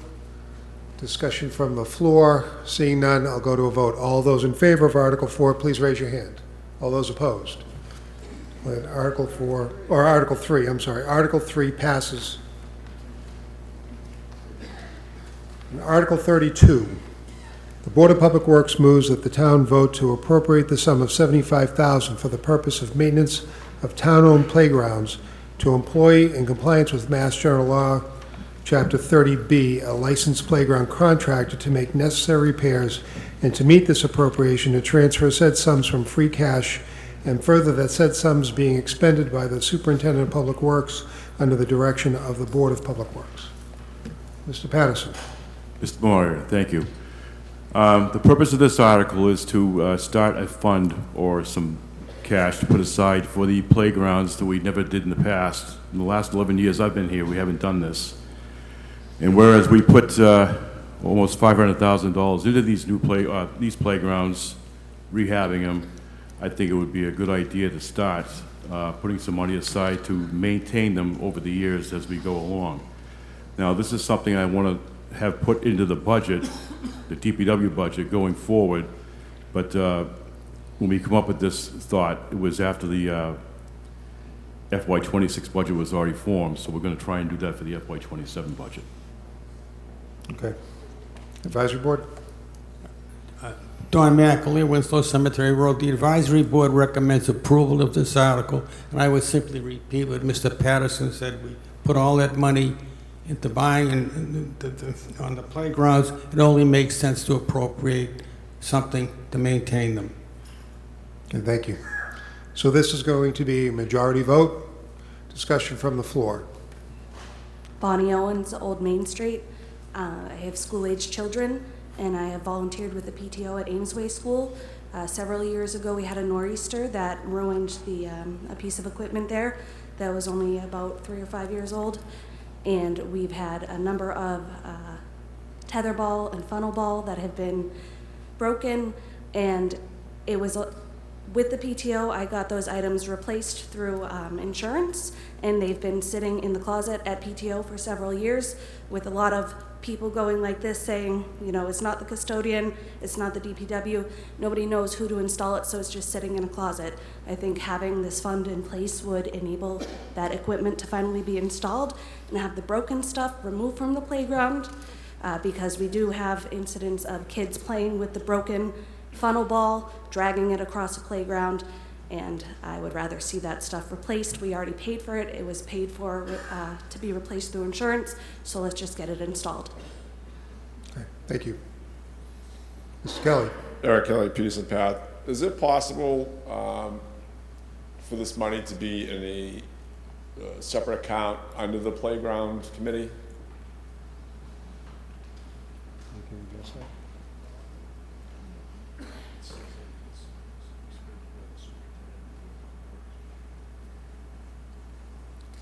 As town council points out, the article says it is spent by the superintendent of public works and controlled by the Board of Public Works. I know what the article says, but what I'm asking is it possible to put it under the playground committee, under their control? According to town council, that is beyond the scope of the article. All right, we'll revisit this another time. Thank you. Mr. Griffin.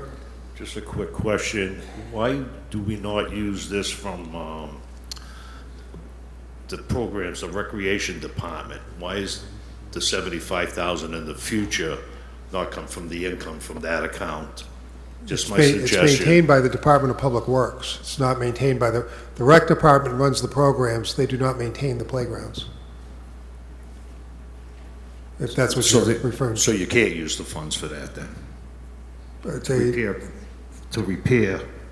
In other words, we have like $400,000 in that account, I remember a few years ago, and you can't use that to fix playgrounds. But my suggestion was, why don't we look at that? That's my suggestion. Okay. Mr. Pasevich. Joe Pasevich, Wills Road. Yeah, along with the preceding speaker, I think my concern is along the same lines. Is this like a one-shot deal, or is this part of making it an annual supplement or addition to the budget? Mr. Patterson. In addition to the budget. So It's a one-shot deal. This is the one-shot initial, but you're going to build it into the budget? That's the intention? That's correct. Thank you. Mr. Lynch. Steve Lynch, 50 Center. So we're going to appropriate $75,000 per year for maintenance of the playground? Mr. Patterson.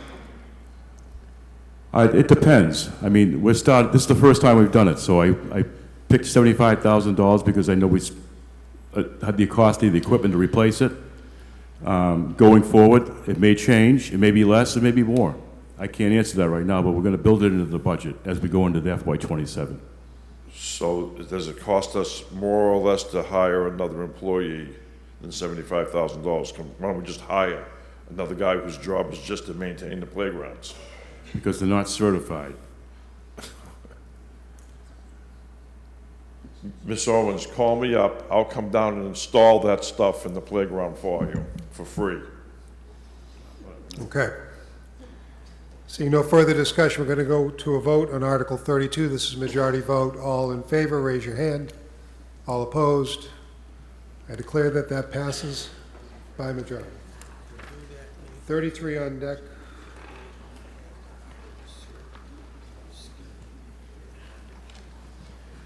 The Board of Public Works moves that the town vote to appropriate the sum of $65,000 to purchase, in compliance with Mass General Law, Chapter 30B, a spare wastewater effluent pump and to meet this appropriation to transfer said sums from the town's wastewater enterprise retained earnings, and further that the sums being expended by the Superintendent of Public Works under the general direction of the Board of Public Works. Mr. Patterson. Mr. Moderator, the purpose of this article is to have a spare effluent pump on the shelf in case one of the three die on us. It happened during a big storm. We lost two. We only had one operating, and we were really like pulling, well, I don't have any hair anyways, but I was pulling the hair out of my head because I wasn't sure what was going to happen.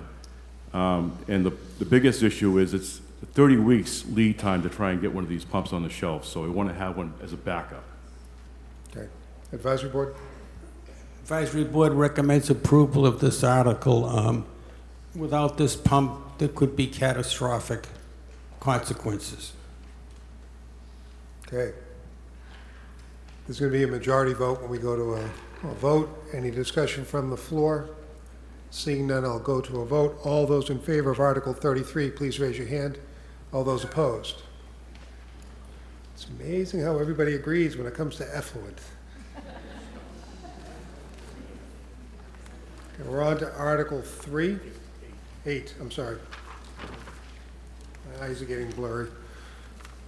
Article 8, the Open Space Committee and the Community Preservation Committee move that the town vote upon the recommendation of the Community Preservation Committee pursuant to Mass General Law, Chapter 44B, the Community Preservation Act, for open space and passive recreation purposes, to appropriate the sum of $989,363 for construction costs related to improvements at 2160 Ocean Street, parcel ID number G08-05-02, acquired with CPC funding in 2023, allowing for the expansion of South River Park onto said property, and to make the necessary improvements to the existing South River Park at 2148 Ocean Street, allowing for the transition to the expansion site to be constructed in compliance with the Americans with Disabilities Act, ADA requirements for walkways and upgrading existing walkways to current ADA standards, and to meet this appropriation, transfer the sum of $258,980.41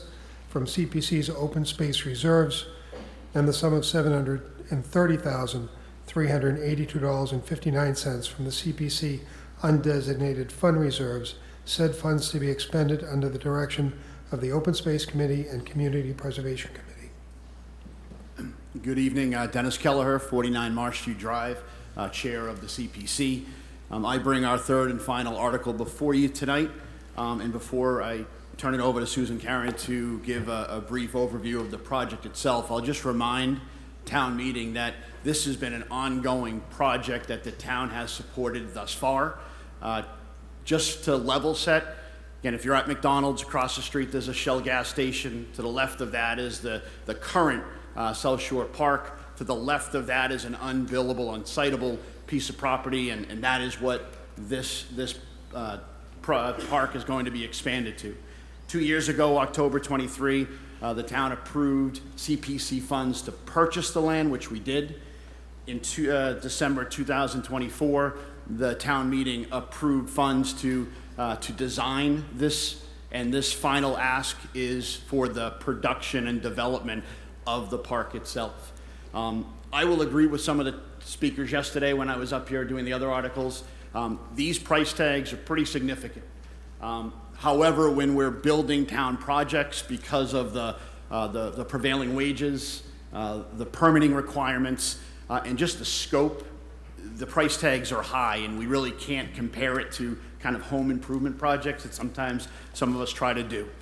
I can tell you with intent, the CPC has individuals on its committee whose day job is dissecting building project plans, holding folks accountable to costs, questioning the costs themselves, both of those who, the applicants, but also the specialists that come in and present alongside with the applicants. So I feel very confident that the CPC, who voted unanimously for this project, brought forth a well-scoped out project regardless of the price tag.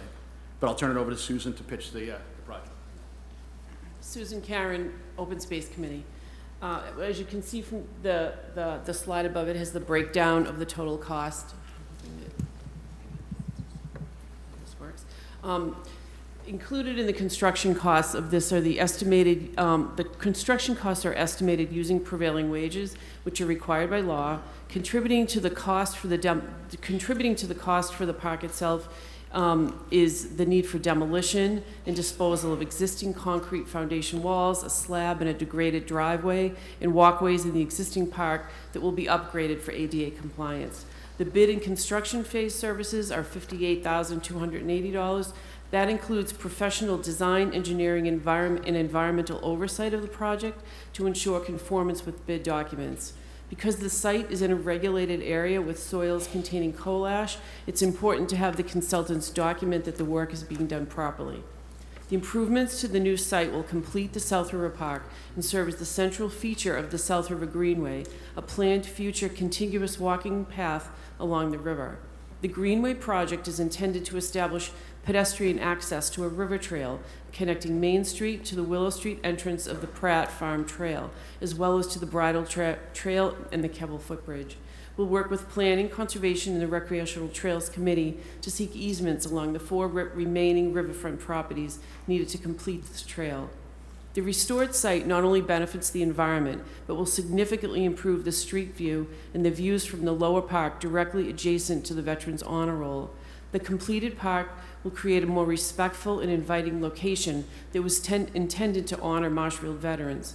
Park visitors, including veterans, their families, and friends, have been asking for improvements to this area since the opening of the park in 2012. We hope that we will finally be able to transform a blighted site to an asset for the community. If the funding is improved, we anticipate breaking ground in the spring of 2026 and complete the project in the spring of 2027 with the installation of the final plantings. Okay, thank you. Advisory Board. Don McAleer, the Advisory Board recommends approval of this article. We have toured the property, and this would allow the town and the residents to enjoy the town-owned land, and in addition, as previously mentioned, an opportunity to appreciate the service that the veterans of this community have provided for our country. We urge you to support this article. Okay, thank you. So we go to a vote on this. This is going to be a majority vote. Steve Lakatos, 184 Elm Street. So this is the property next to the Shell station, or the gas station on the corner, correct? Yes, that's correct. Okay, so does this include any testing of the soil to make sure we're not acquiring a piece of property that could have, problems related to the gas station that's right there? Yes, actually, before we purchased the property in 2023, we had a full subsurface study done, a phase 2, 21E, they call it, and they tested that. We were concerned about it being, downgrading from a gas station. It was fully tested. They did soil borings, and what they did detect was the coal ash, and so that's what I recommended. So there'll be soil capping of that, but beyond that, there was fortunately nothing else. Is there a bridge that crosses the river there? No, it would be nice. I wish they would do that. I've always thought that would be a great access to the opposite side, and now you can have, now it's almost like, wow, can we do across the bridge down to the next bridge that we're now about to do some construction, and even come back some way, or something like that, but at least a walkway. I'm in favor of this because I've always thought that the Veterans Park, the little park that's next to it, just aren't enough. Right. There's not enough space to do much there, and so this would be a great idea. Great. Mr. Pasevich. Joe Pasevich, Wilson Road. Yeah, the subject that was just brought up was on my mind. Was any remediation anticipated and estimated? And Yes. what, if it was, can you give me a rough idea what it is as a portion of the budget? Yes, the portion, so yes, it's actually, I can tell you exactly what that is. It's part of the earthwork, so there is we have a soils management plan, we've had an LSP involved, and we'll continue to have them involved. So we're doing the 3-foot soil capping of clean fill with a geotextile layer. The cost of the geotextile layer is pretty high. I think that was $62,000 just for that. And then there's the added fill and the cost of that, which is pretty high as well. Is that a clay No, Clay cap? no, it's a clean fill, and then there'll be loam over Clean that. fill, 3 foot. Clean fill, 3 foot, yes. Yeah, okay. Right. I understand. Mhm. Yeah, because talking to some of the old DPW old timers, there was a lot of other stuff that went on down there. But good luck with that. Yeah. Thanks. Okay. Thank you. Ms. Macleo? Thank you. In your explanation of why we should vote for this, the last sentence was restoring native plantings, upgrading landscaping, and removing invasive species will improve the ecological conditions for wildlife and improve stormwater quality and recharge by using low-impact design standards. What invasive species do you think you can remove? There's a lot of invasive species. We had an environmental scientist review the site. The majority, the big problem there right now is bittersweet that grows up the trees, and it's causing a lot of harm. It's all the way up to the canopy. Every tree on the site is impacted by it. We also have Multiflora rosa, which is very invasive. These things crowd out native species. Garlic mustard is one of the other ones, and then there was a few others, but those are the 3 dominant invasive species. So they'll be removed, and whether or not they're treated beyond just physical removal, but we'll have a plan to follow up with that. Are there any Phragmites in there? No, there are not. That environment doesn't support Phragmites. That's what? They're not in that part of the river, no. That's good. I like this article, but I wish that the Veterans Memorial Park was being worked on. It seems like it's always going to be worked on, but there's no progress down there. Just to tell your committee, I don't know who's responsible for it, but it's a big mess. That's all. Okay. Mr. Carrier? Dave Carrier, 34 Outlook Road. Is there any intention to have a flag display for the various armed force services in this Veterans Park area? That would be up to the veterans. We haven't heard any plans for that. Well, the reason I'm asking that question is that should that happen, okay, the veterans of World War II in the Merchant Marine, I will donate the Peace and War flag to the display if the flags are going up. And as you may be aware, Senate Bill 2498 is now been approved by both the House and the Senate and is in the Ways Committee and would have a requirement for such displays. But as I have told the veterans agents, anytime they need the flags for that purpose, I'm there. Okay. Thank you, Dave. All right, we're going to go to a vote. There's no further discussion. So majority vote. All in favor of Article 8, please raise your hand. All opposed. I declare that Article 8 passes with a majority. We are on to Article 22. The Planning Board moves that the town vote to amend the Marshfield Town Code, Division 3 Zoning Bylaw, Article 5 Use Regulations, Chapters 305-5.04, Table of Use Regulations that's set forth in Article 22 of the October 20th, 2025 Special Town Meeting warrant, and further that the town clerk be authorized to make clerical, editorial, or other adjustments to effectuate the purposes hereof. Mr. Guimond. Greg Guimond, Ice House Lane. This article modifies the current retail and service number 6 use by removing aircraft from the use category, combining motor vehicle sales with repairs.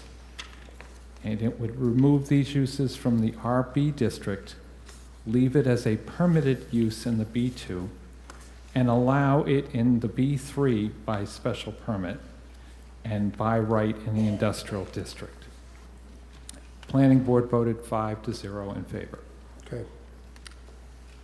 Advisory Board. The Advisory Board voted unanimously to support this article. Okay.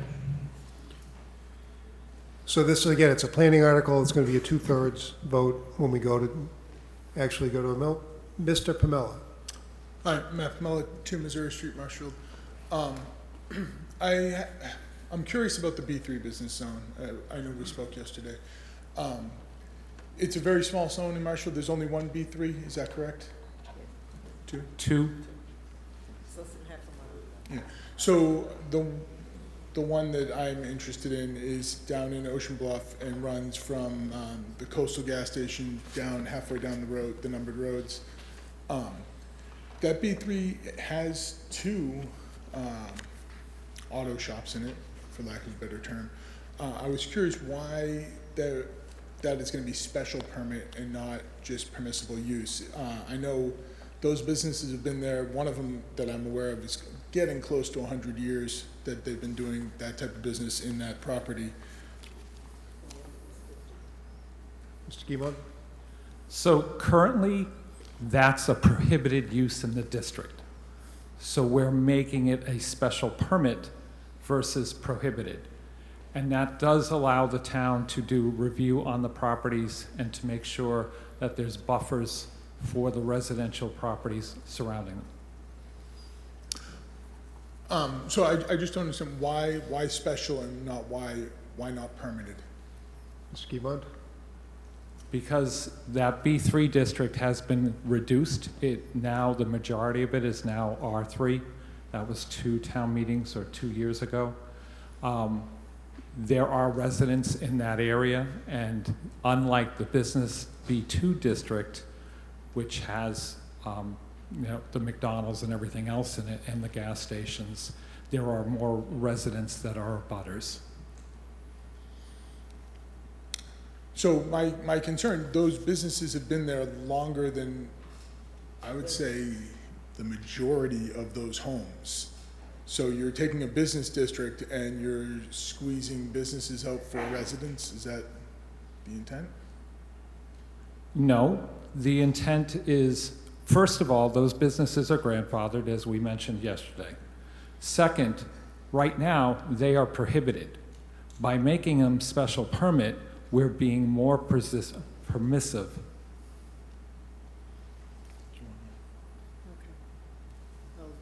You okay? I'll give. All right, thank you. Okay. Seeing no further discussion, go for a vote. Again, this is a 2/3 vote. All those in favor of Article 22, please raise your hand. All opposed? I declare that that passes by 2/3. 35.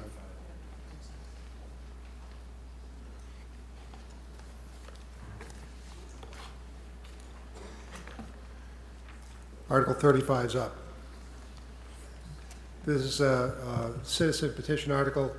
Dave Carrier moves Article 35 is set forth in the October 20th, 2025 special town meeting warrants. To note that there was the vote from the select board was 3-0 in support. Mr. Carrier. David Carrier, Outlook Road. Article 35 is basically changing a current practice when it comes to the unpaved private ways of grading them twice a year to up to 4 times a year as a part of a regular program arrangement, okay? And, the funding was not established as part of this article, and actually I was looking for a totally different vote than is what currently in the warrant, but that was denied as a request by town council, as I understood it from talking to our town moderator on last night. Right now, we do have $70,000 of funding established from the annual town meeting for this fiscal year, which covers 2 gradings. So we're really only talking about adding 2 gradings. And the intent of this meeting now is to defer this to the spring town meeting for the remaining 2 and establishing the funding. And the things I want to point out is that this is something that the select board, the Board of Public Works, the advisory board, and the capital budget committee is something, to me, this should be a pro forma type of thing, because we know the people need it, and we know they are paying significant tax funds to support. And I did a little quick update for the calculations I had done in the past year, and actually listing unpaved private ways on the following streets. A Street, Arlington Road, Arlington Street, Bank Road, Brewster's Road, Bunny Lane, California, Cove Street, E Street, Keene, Knoll, Middle Street, Somerville, South Street, T-Brook, Bakers Lane, Texas Street, Water Street. You know, when you look at that, the taxes paid by these residents, and this is from 2 years ago, was hang on, I gotta make sure I get it right. $64,105,230. And the real estate tax based on the tax rate at that time amounted to approximately $83,357 that was received by the town, which means that you're looking at nominally something in the neighborhood of 7 to 8% would be the $78,000 additional dollars to fund this project, typically from free cash. One of the other things I want to point out is there are a number of locations. Bluefish Cove comes immediately to mind to me. The glasses are on my head because I've had a cataract surgery, and short-term close reading is harder with the glasses on. They are paying sewer, water, and also solid waste fees. In addition to that, they have easements by Public Works on their private road for the purposes to maintain the sewer and the water systems, as well as, if needed, grading for the purposes of the solid waste to be done. I think of no reason why a portion, small piece it should be, from those funds couldn't also be used to help support the grading to some level in the future. It's lesser the case if you're not in the sewer system where you're just dealing with water. And in the history of the town, looking back, these people have paid a lot of funding into the enterprise divisions, their retained earnings over the long term. And in addition to that, that means that the more significant overcharges in the indirect charges have come out of their pockets. And that's one of those things that is not part of this article, but should get remediation as well. I would appreciate support for these people and this need. It has happened. They are our friends and citizens. And the streets I named, one in particular, Arlington, that street is private, but there are 4 unpaved roads on it. And there are a number of such situations in town where there are private paved ways where a small portion of them does have unpaved roadways still within that. And that's something where, it's probably not going to change simply because of the cost associated with it and the necessity of having assistance and cooperation from the adjacent neighbors who may or may not be willing to do that. Okay. You had 2.5 seconds left. You didn't quite use up all your time. Advisory Board. Vin Falcara, Holly Road.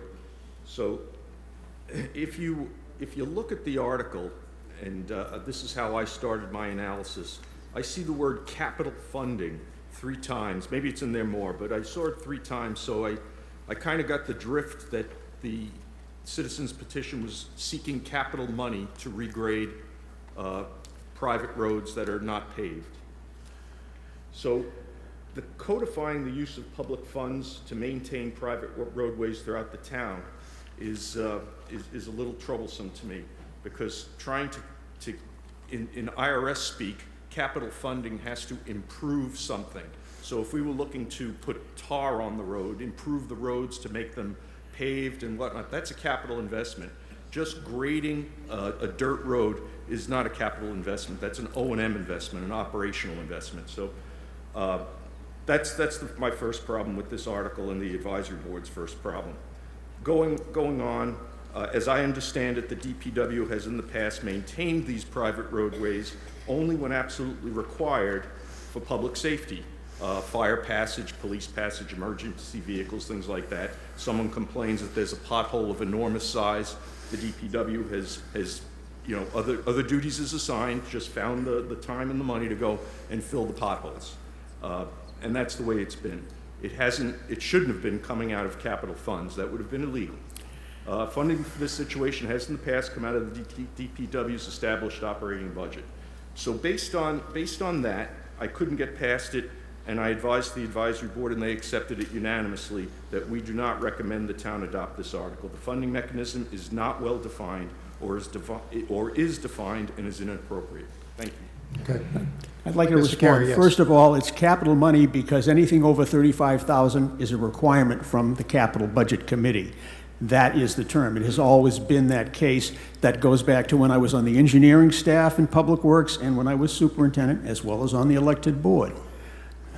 And we frequently have surveyed in the past, I can't speak for more recently, but I know when I was the superintendent, the town engineer, and my DPW highway staff would let me know that when the roads were getting in a position where they needed to be graded, and grading them before they're really heavily pitted or damaged actually is more cost efficient than doing it later.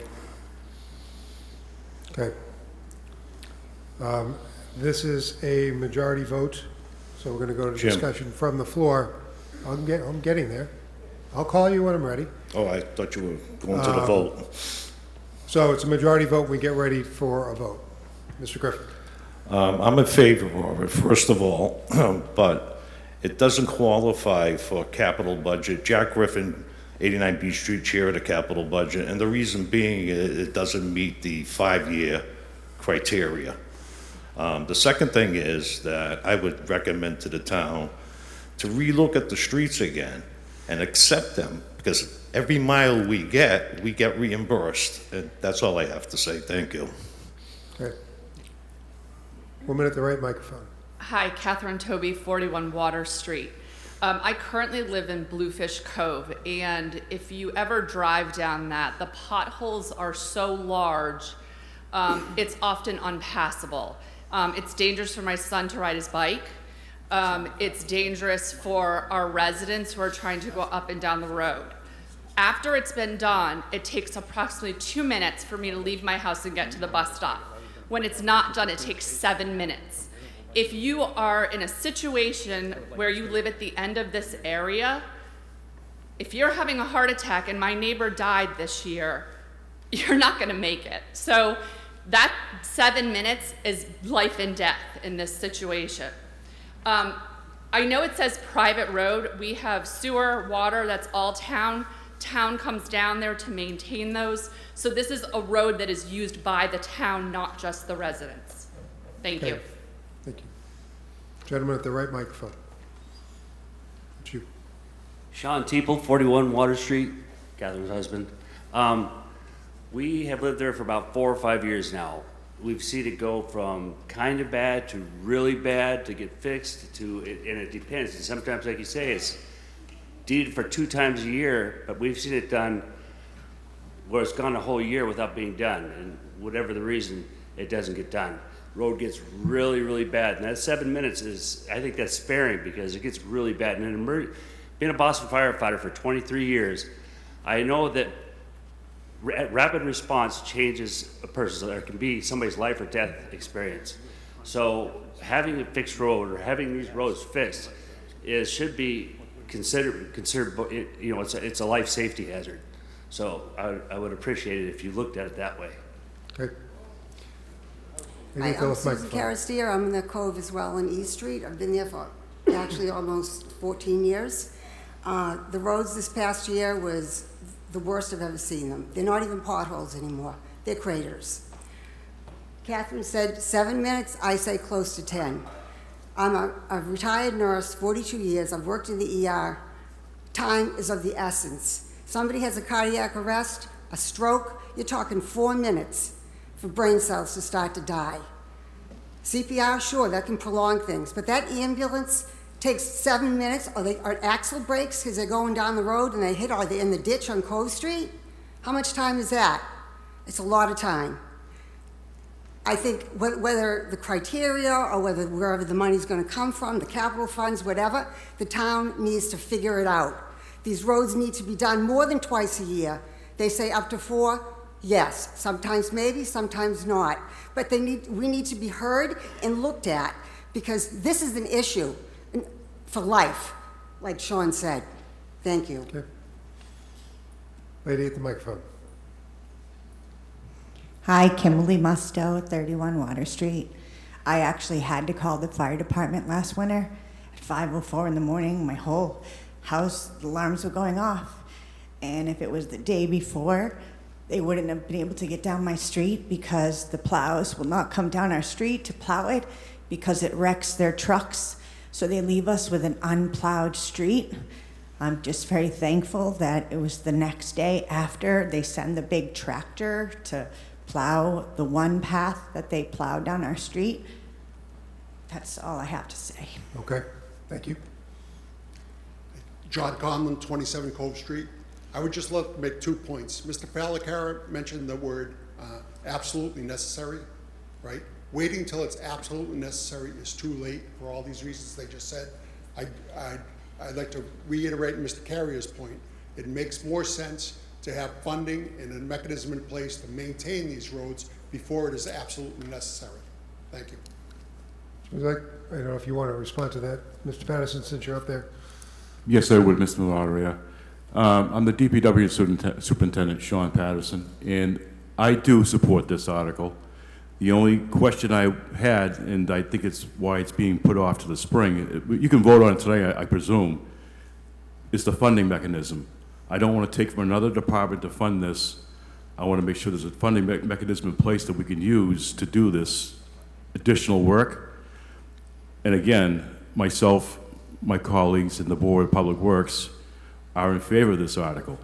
I live on a private road as well, and I believe and I feel that people, it doesn't matter which street they live on, they're entitled to services. And when it comes down to emergency services, nothing stands in the way of that. We got to figure out a way to do this. And again, I'm in support of it. And if we do get the additional funding for the materials that we need and the resources that we're going to need to continue, I do support this. Just to clarify a point. Mike? Excuse me. Okay. Just to clarify a point on this, one of the citizens' petitions, the citizens write these articles themselves, and sometimes they can have flaws in them. And in this particular one, there's no request for funding. You need to actually ask how much funding do you want and where is it coming from to be able to get an appropriation. So there's no appropriation in this article. That's something that can be addressed in the spring. This article can still be voted on, but just understand there's no funding that goes with this article at this particular time. And one thing I would like to point out about it, with the Springtown special meeting prior to the annual town meeting, funding is available that would then be there for 2 additional gradings for that period of the year, and then combining that in with a funding established within the annual town meeting warrant. You know, we go forward and things are done. And one thing I would point out is this particular article is not dissimilar from the prior one that Sean had for the $200,000 for repairs to pave private ways. And there is a large inventory of paved private ways still waiting to be accepted. DPW is working on that now. People on these unpaved private ways, you know, certainly shouldn't be jumping out to do paving, because then they're going to be on the tail end of all of the access to be accepted. Secondly, they are going to have substantial work that has to be done for drainage, as well as, you know, the meeting the criteria for You're a getting paved beyond roadway. the scope of this article and discussing other things that are happening from a department which Sean would like to address. So, If I may. So one of the things I forgot to mention is, in order for us to do work on a road that's not accepted, you folks at town meeting have to vote on that, okay? And fund the department so we can do the work. That's a necessity. That's under Mass General Law. That wasn't in place at the time, but I think if you vote on it tonight, we can work on that in the spring. But we do the roads twice a year, once in the spring and once in the fall. So we have a fall, we're gonna go out in the fall and start doing the grading of the roads again. And when it comes to Bluefish Cove, we have to work with the tide. That's a lot of issues sometimes with the water coming in. We have gone out there and done it more than twice, and we will continue to do so. But thank you. okay. Gentleman at the left microphone. Chris Carboni, 18 East Street. I just want to make a couple points. It's called a private road, but it's a private road with full public access, no restrictions. That means everyone in this room, everyone in the town, has the same rights and privileges to use the road the same way you would use Caswell Street or Ocean Street or any other street. So there are no restrictions on that private way, the private road. And someone mentioned capital improvements for the money to be put up. It would have to be paved. This road goes through a marsh, and it's never going to be paved.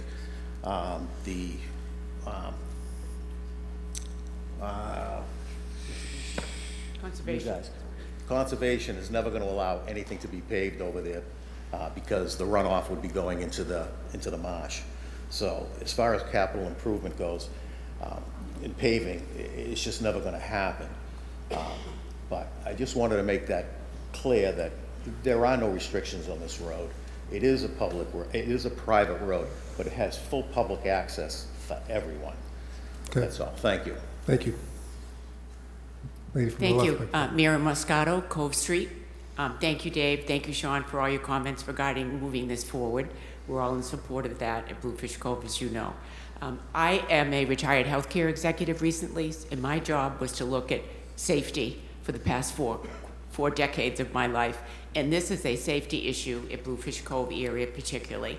I'm fortunate I live at the beginning of the street, so I have fewer potholes for my car to travel, but the bad news is at the beginning of the street, I have seen all the recent near misses of children on bikes, women with carriages and their children, scooters.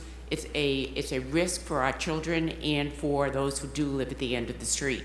I have seen the UPS trucks barely go over these potholes as the kids are riding their bikes. There will be an incident if we don't continue to invest in keeping these roads safe.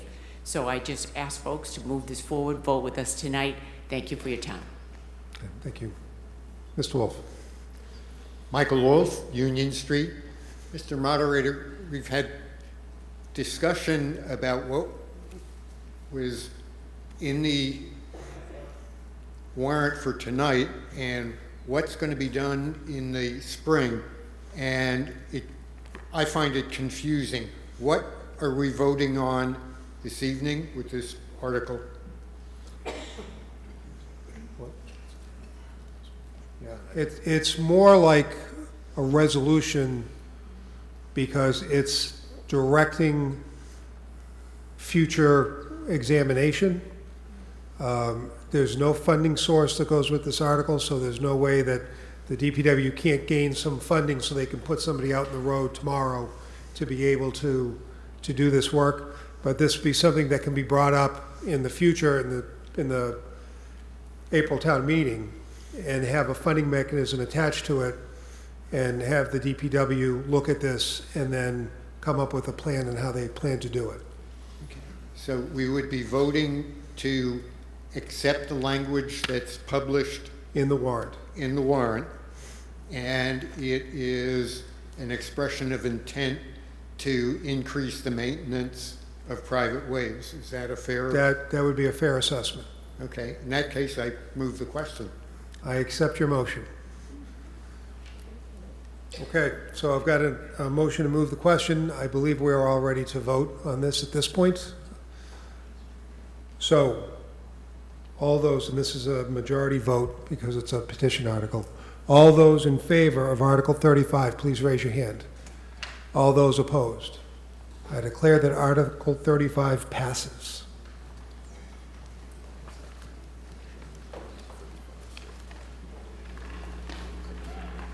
We're on to Article 27. I thank you, and on behalf of Steve Konkos, also. Article 27, the Board of Assessors moves that the town will vote to accept the provisions of Mass General Law, Chapter 59, Section 5, Clause 22J, which authorizes an annual increase in the amount of the exemption granted under General Laws, Chapter 59, Section 5, Clause 22, Clause 22A, Clause 22B, Clause 22C, and Clause 22E, and Clause 22F by 100% of the personal exemption amount, subject to the conditions in Clause 22J, to be effective for applicable exemptions granted for any fiscal year beginning on or after July 1st, 2026, and that is by the Board of Assessors. Elaine Fiore, Assistant Assessor. I'll make this easy. This article increases the disabled veterans' real estate tax exemptions from $400 to $800 and $1,000 to $2,000, effective the next fiscal year, July 1st, 2026. Thank you. Advisory Board. The Advisory Board, Jan Martin, Preston Terrace, the Advisory Board voted unanimously to approve this increase in the tax exemption for our disabled veterans. Okay, thank you. So this is a majority vote. Seeing no discussion from the floor, I'm going to go to a vote. All in favor of Article 27, please raise your hand. All opposed? I declare that Article 27 passes. So we're on to Article 37.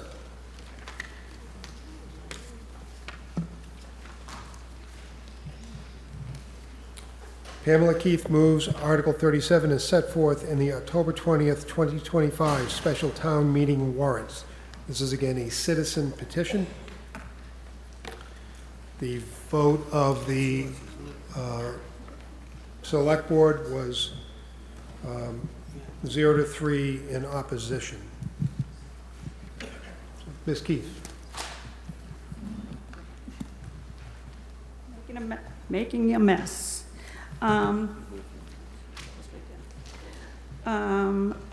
had a handout I was maybe going to read, but I've decided against that, so I'm just going to wing it.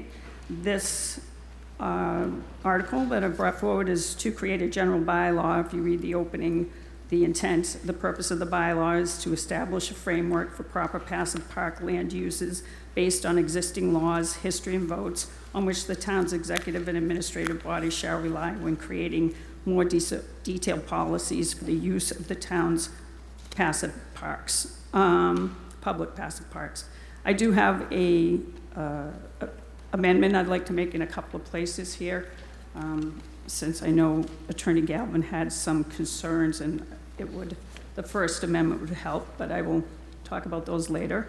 The point of this is to create a general bylaw, is to emphasize that parks are highly protected, and mostly by Article 97, that Article 97 is part of the Massachusetts Constitution. It's an amendment to the Constitution, and that public access and public purposes are highly protected, and that is what a park is for.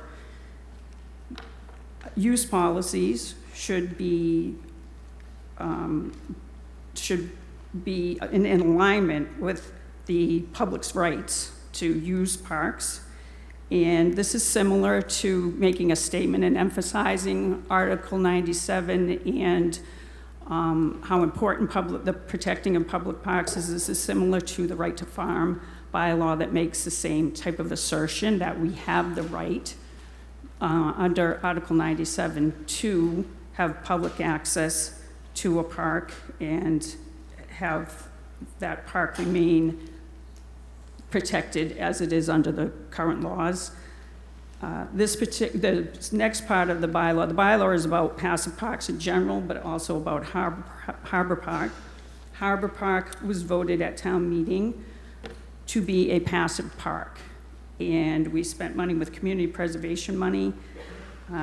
Similarly, South River Park was also voted as a passive park with community preservation money. That park has a conservation restriction on it because according to the community preservation law, that is required when you purchase the land. Harbor Park was not purchased with community preservation money, but was rebuilt and voted as a passive park. And we need to abide by that law in the same way that the conservation restriction on South River Park protects open public access, free public access, and restricts activities there on South River Park. The activities are restricted to things that are passive. So I left plenty of room in this bylaw. When it comes to Harbor Park, there were some policies that were that were being possibly created, that were maybe going to be voted on by the select board, that were creating a situation where the park would be rented for private companies or individuals to rent and even conduct business on the park. And I thought that it was going too far. You're closing out the public in some places. Even if you allow the public in while these things are going on, that is not passive recreation. And it's not public access the way it's intended under all of the laws that would govern a park. So I left room for the last two sections of the bylaw about reservations and special event permits. That's the part. We do not have a special event policy yet. And so I left room for things that aren't strictly passive recreation, things like community events. And the reservation section is actually meant to pretty much just write what is going on now. It seems that people can have small wedding parties or other small events, and they do maybe contact the harbor master or the select board. We don't even really have a strict policy there either, but these people will reserve maybe part of the park for a wedding or something, and there's no real fee, there's no rental or anything like that. So the policy part of it is really what's going on already right now, or is meant to guide the select board to kind of draw the line on keeping it towards public access. Okay. And I do have a couple of amendments. I don't know, of course, if it's going to fail, there's no need to do them.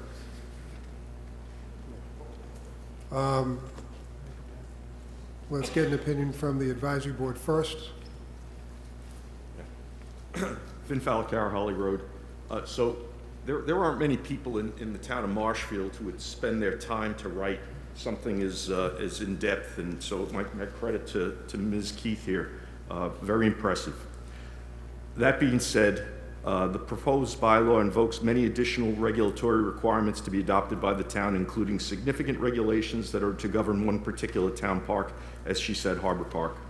This unbalanced treatment of our public spaces may introduce, we don't know, unintended consequences that cannot be seen in advance. We feel that sufficient checks and balances currently exist within the public meeting format that governs select board. The select board has the privilege of approving the use of public parks for private use currently. While the advisory board acknowledges the effort put forth by the petitioner, the board recommends that the residents of town meeting disapprove the article as unneeded at this point in time. Okay. Can I respond, or? Well, you're going to respond anyways because you're going to tell me what you want for amendments, but... Well, the amendments aren't important. I realize now, based on what he just said, that I probably should have read my handout, because my handout is more of a legal, somewhat of a legal argument that states I am not creating any new regulations or laws here, other than stating that the select board should, make or may make a special event policy.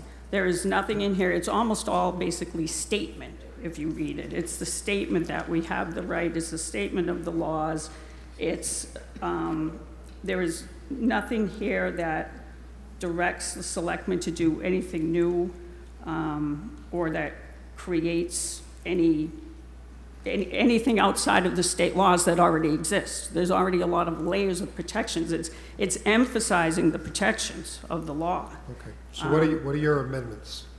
My amendments were the one thing, I know Mr. Galvin, when he spoke with you, he made some mention of public lands and that this might conflict with the state law, that we couldn't change the public land. This is only about uses on the land. I'm not trying to hold the park forever as a park. It is supposed to be forever as a park, but there is this way to undo that. It's very complicated. I wanted to get rid of the language. It's in the opening legislative intent, where I state, the purpose of the bylaw is to preserve, and then I state, the town's dedicated public passive park lands. I'd like to get rid of that phrase, the town's dedicated public passive park lands. I'm not trying to preserve the land, I'm trying to preserve the uses that we are entitled to.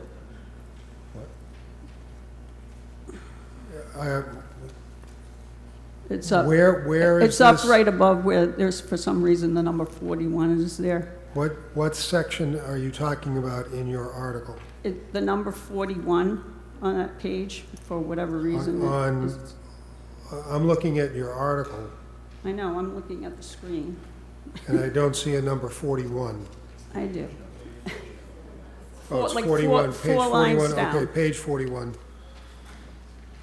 And where on that page? The purposes of this bylaw is to preserve the towns, get rid of dedicated public passive parklands, To get rid of? and, in the word and, dedicated public passive parklands and.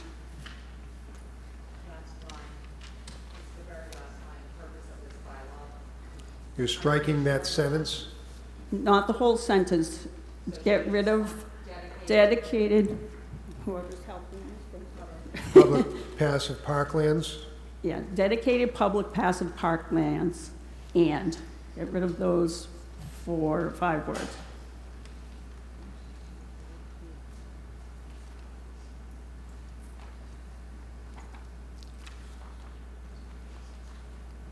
Yeah, and, get rid of the and.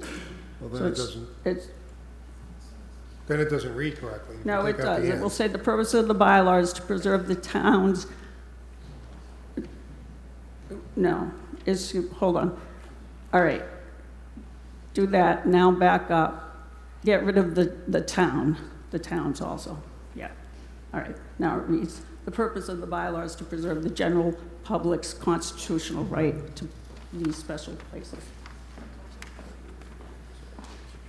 Okay, so you're striking that language as your First Amendment. Yeah. And the other We amendment, can have- We can have 2 amendments on the floor at the same time. So Okay. that will be our First Amendment. and the second one is to add into the last section, into the special event permit section.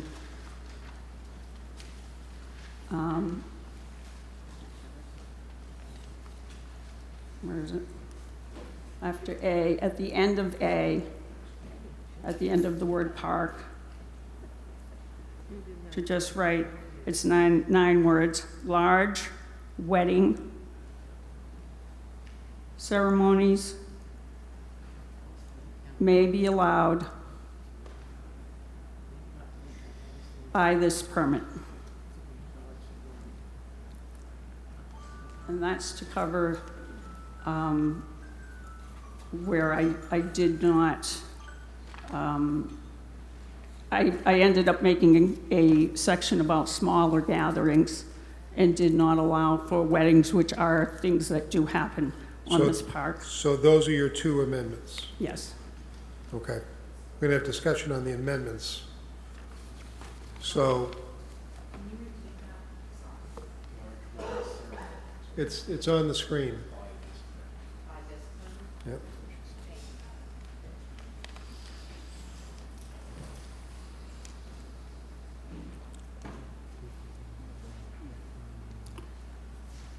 So we're having discussion on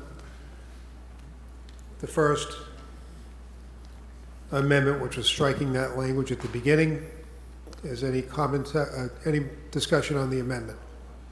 Steve Lynch, 50 Central Street. So the Second Amendment, I'm definitely on board with. I'm talking about the First Amendment only. right Okay, now. so the First Amendment, it's really just an explanation rather than creating a regulation or a bylaw. It's an explanation. She's of what's striking, happening the amendment is she's striking language out of that Right, first but- section. That's what we're discussing. I understand that. So I'm just saying but that sentence is about an explanation really, right? Is that right, Pam? The reason why I'm striking it is because I did see Attorney Galvin talk about the fact that there is law about public park lands, or public lands, period, and that you can change the use of them. My point in this bylaw is to keep the use to what it's intended, which is passive recreation. We voted that. You can change the use significantly or get rid of a park, but it's a very difficult process that involves the state legislature and multiple votes in town and all kinds of analysis and all that.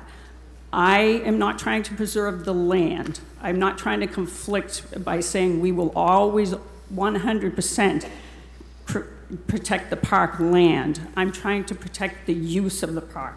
But the sentence starts out the purpose of this bylaw, right? Don't argue with me. No, I'm only joking. The discussion goes through me, please. Oh, sorry. Okay? I'm sorry. That section does start the purpose of the bylaw So at the very end. So that sentence isn't even making a direction, isn't No, but- making a rule or not making a rule. It's explaining the bylaw, so I think we could just leave it in. It doesn't hurt anything. No. Okay, but Which it's there, so Okay, I'm just saying we could leave it in. In the second amendment, I'm on board with. we're discussing the First Amendment. Okay, sorry, Jim. Mr. Darcy. Mr. Moderator, Steve Darcy, Temple Road. I think there's a lot of work that needs to be done to the article, and I'm not sure that we can. We're discussing amendments. Yes, I know. I think this amendment, I don't think it's something that we could workshop on the floor of town meeting. So my question for you procedurally is, at this point, can a motion be made to move the question? I think it's premature. Okay, thank you. Any other discussion on the amendment? Eric Kelly, Peterson Path. In regards to the amendment, the purpose of this bylaw is to preserve the general public's constitutional rights to access and enjoyment of these special spaces. Would it be, if the select board were to put together a usage plan in regards to private uses for the park, but the whole thing is that you still have access to it. I mean, would this? You're not discussing the amendment. The amendment is striking the language. I am. The whole thing is that with this amendment, not allow us to use the public, if we put together a public use policy. The amendment strikes language dedicated public passive parklands. That's what the amendment is. Right. So it's just striking that language. It's not changing anything else other than that. That's what we're first voting on, is the amendment. And then you can get into the discussion of the bigger ramifications of what this article is about. Well, that's what I'm wondering with this amendment. Is it going to have, if the select board wanted to put forward a usage policy, is this amendment going to impact it in any ways? That would be. Can I just explain that the amendment took language out? Excuse me. I'm sorry. The select board putting together some policy is a whole nother topic. That's a whole different thing. Well, I think it doesn't fall within the confines of this article that she's proposing. Well, you're suggesting a remedy to things which is beyond the scope of this article. I don't think I'm suggesting remedy, because I think this came up because of the possibility of the select board putting forward a usage policy for the park. So well, then you're essentially, what I believe Ms. Keith is trying to do is create that usage policy. And if the select board were to create a usage policy, then she could withdraw this article in lieu of you creating that policy. And that's a whole different discussion. We're discussing the amendment of this first section of the article. Right. So we've got to resolve the amendment part of things. So I'm ready to go to a vote on the amendment. Yes, I'm going to talk about the amendment. What do you have to say on the amendment? Oh, nothing, just except that this, then, this section is... Then we're done. I need to vote on this amendment. I do have something to say. This is getting to be very confusing, and I don't like it when it gets confusing, because people will do things not understanding what they're doing. And so what we want to do is get this as amended article. Right. I'm in favor of the amendment because this is called the intent paragraph. And it's so very basic. It just calls attention to our Massachusetts Constitution, which guarantees every human has the right to clean air and clean water and access to these lands. Okay. That's just part of the intent. There's no big So, change here. so I'm going to go to vote on the First Amendment. All those in favor of the First Amendment, please raise your hand. All those opposed? I declare that the amendment passes. So we're going to the Second Amendment, which is the one in Section 120-8, Special Event Permits, adding the language, large weddings, ceremonies may be allowed by permit. By what? By this permit. Okay, so that's the language in the Second Amendment. Any discussion on the Second Amendment? Point of order, Mr. Moderator? Yeah? Where are you? What is large? Not small. The paragraph before just defines small events, so this would be outside of the small events. Thank you. Ms. Lynch. So Steve Lynch, 50 Central Street. So I live right near this park, and Wrexham Beach is right up the street from me. And this is one of our most important resources the town of Marshfield has. And we pay dearly in our property taxes to be able to utilize these resources. Now, I have no problem with people having wedding ceremonies at Harbor Park. What I have a problem with is if they're going to have a reception there and serve alcohol. This says ceremony, not reception. Okay, so, all right. That's very specific. Okay, no further discussion. So on the Second Amendment, adding that language, all those in favor, raise your hand. All those opposed, I declare that that amendment passes. So we now have a doubly amended article. What? If it's to move the question, no. Not too early. So we're going to go to discussion on the amended article. I guess you can go on now. Ms. Jordan, you're first. Diane Jordan, Bancroft Street. It's mostly about Harbor Park, but I guess it could be about any park or beach. Yeah, so there's wedding ceremonies there. We'll just use Harbor Park as an example. There's wedding ceremonies. There's cookouts. There's other types of events, right?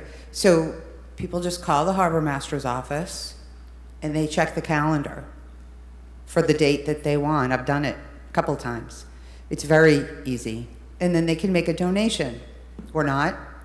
And then they have an event, like one of those events, and they enjoy the park, and anybody who's walking by can come and enjoy the event with them. They can watch the wedding, they can grab a burger, they get invited in. It's very communal.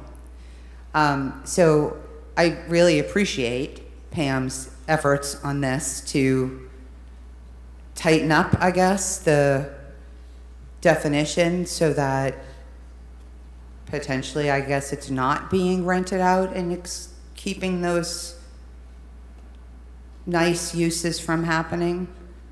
But I think it definitely needs work, but I think she already realizes that, so. Is that correct, or? No. No. Oh, no.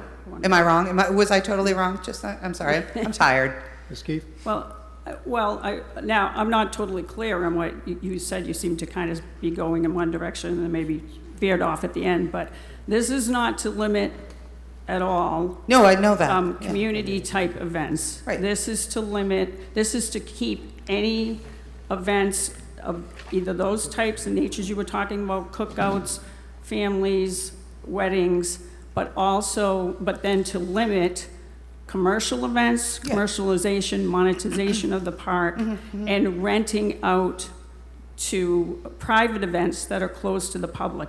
The event should be open to the public. Right. If you look at the conservation restriction on South River Park, it states that it's public access there. And,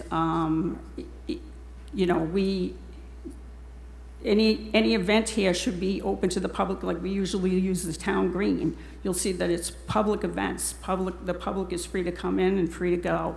So I'm trying to steer it so that it's creating a framework. It's not really mandating a lot. It's creating a framework where the selectmen have to maintain that, but those are already existing laws. We voted passive recreation here. It's already existing, it's already restricted, this park, is what it is. So I'm trying to codify that fact. We are already restricted there. And to do anything too much outside of those restrictions is not correct. Mr. Moderator, we agree 100%. I think she just didn't understand what I was saying. I was talking about all those events and how they're always open. People can come in and join if they're walking by. Nobody's ever excluded out of anybody's wedding or cookout or anything like that at Harbor Park. I thought the intention of this article was just to kind of make the language really clear so that continues to happen, and that's what my comment was. And then I thanked Pam for her efforts. Okay. Town council would like to make a statement on his own as well. So I'm going to turn over to town council first, then we'll go back to the floor. I too appreciate the effort to try to reinforce the open space and passive recreational use nature of all the parks. That being said, what has been described and what's written is two different things. There's provisions of this bylaw that are imprecise and subjective. There is no constitutional right to access. We have many lands that are open space lands that we don't allow public access to. I'm concerned that the bylaw conflicts with the provisions of the Public Lands Protection Act, which is the codification of Article 97 of the Constitution. I'm concerned that the language impacts the executive authority of the Select Board to decide what uses can be made of public property, which is something that the Select Board have an express right to decide. I'm concerned, and was concerned until I heard the explanation that apparently large weddings, which I don't know what that means, would be precluded. I know that the Harbor Park has been used for other events such as the Jaws movie. There's more than 30 people that attend that. Those are all going to be impacted by this. I think there are way too many unintended consequences from a bylaw that's not precise. This should be, in my opinion, sent back to the drawing board, which if the selectmen approve, I'll be happy to assist in creating, but it's kind of a hot mess. Okay. Can I reply? Yes. I would like to say again, I already addressed the public lands. The public lands that he says that this somehow conflicts with, there is no conflict whatsoever. Public lands, if a select board wants to get rid of this park or change its use significantly, they have to vote. Town meeting has to vote. You have to do some type of analysis. You have to go to the EEA at the state level. You have to then create a bill at town meeting to go to the state legislature. All of that can be done. There's nothing in here that stops that, so that's not true. As far as something like the Jaws movie, I clearly state under a special event policy, if the selectmen have one, that those events that are open to the public are all fine. Every type of event open to the public is fine. And I included even things where people do make money. Craft fairs, plant sales, the farmer's market type of events. Anything open to the public is fine. And so I'm just not conflicting with that. The only thing I'm trying to stop is the renting to private companies, individuals, businesses, to use the park for their own business purpose and to do events down there that would make the public feel uncomfortable and would hinder public access. Okay. So my response would be, if that's all we're trying to do, why don't we just say that? I did. I did say there that. are several paragraphs here that say lots of things that I honestly can't understand how it will work. Okay. Mr. Lynch, you're up next. Lynch? Mr. Lynch. I write down when everybody gets up and I take everybody in order. So Thanks, Jim. this isn't really Glad you're just paying random. attention. Steve Lynch, 50 Central Street. So, listen, movies down the park, opioid benefits, wedding ceremonies, cookouts, public events, for the town of Marshfield people to enjoy the park, the beach, great. Private companies coming in and renting out beautiful resources so that they can make a profit, having parties for corporate parties, for their summer parties, selling alcohol, out of the question. I don't want it in my backyard, okay? Call me a NIMBY, I don't care. I don't want it at our beach either. There's no reason. We don't have a revenue problem. What we have is this body has a spending problem. And so to be renting out those great resources for profit is ridiculous. There's no need for it. This will help do it. We shouldn't be selling alcohol on public property either. Thank you. Okay. Ms. Riley. Thank you. Tricia Riley, 170 Whitford Circle. I got up to the microphone before Attorney Galvin started speaking, so I have to, much of what I say might be a little duplicative, but I do agree. These are a lot of words that go way beyond what I think Ms. Keefe is trying to do. And I think a lot of people would be in favor, in general, of what she is trying to do. But this is far too convoluted as written, and it just has to be worked on. So I think this article should be voted down and maybe be brought back in the spring once it's tweaked a little. Okay. Grayson Pelletier, 1050 Caswell Street. Motion to table the article for a further date. I couldn't hear you. Could you spin a little closer to the microphone?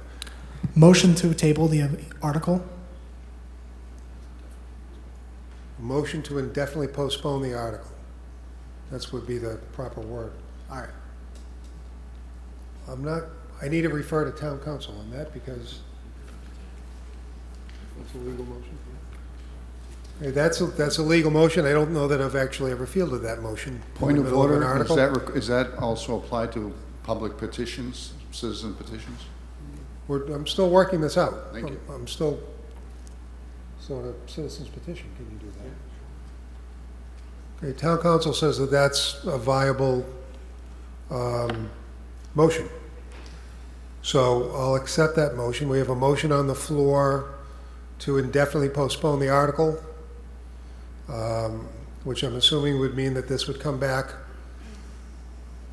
with a little bit of tweaking along the way, perhaps for next spring, but it's a legal motion, and I accept the motion, so we'll vote on the motion to table. All those in favor of tabling this article, please raise your hand. All those opposed? I declare that that motion passes. So we're going to table this article. So I'm tabled. Does that mean I have to be, that I should be bringing it back in April, or it can be? I think everybody agrees that this is a good article, that the intent is a good intent. I'm just saying, then it's still mine, or can it be somebody else's? No, it could be still yours. I don't see why it couldn't be yours. It's indefinitely postponed. That doesn't mean that you have to bring it back up in April. It means that you could. I can talk about it later. But I don't think anybody here doesn't like the intent. I think the question is all on the execution, and just getting a little bit of work done on that would be useful. Okay, thank you. Thank you.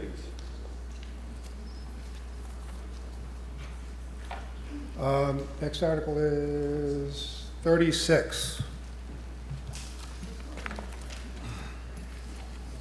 So it's 10 o'clock, just to let everybody know where we're at. We have Article 36 and 34 still left to do. There are 3 planning articles, which are 16, 17, and 18, which are being passed over, so they're being indefinitely postponed.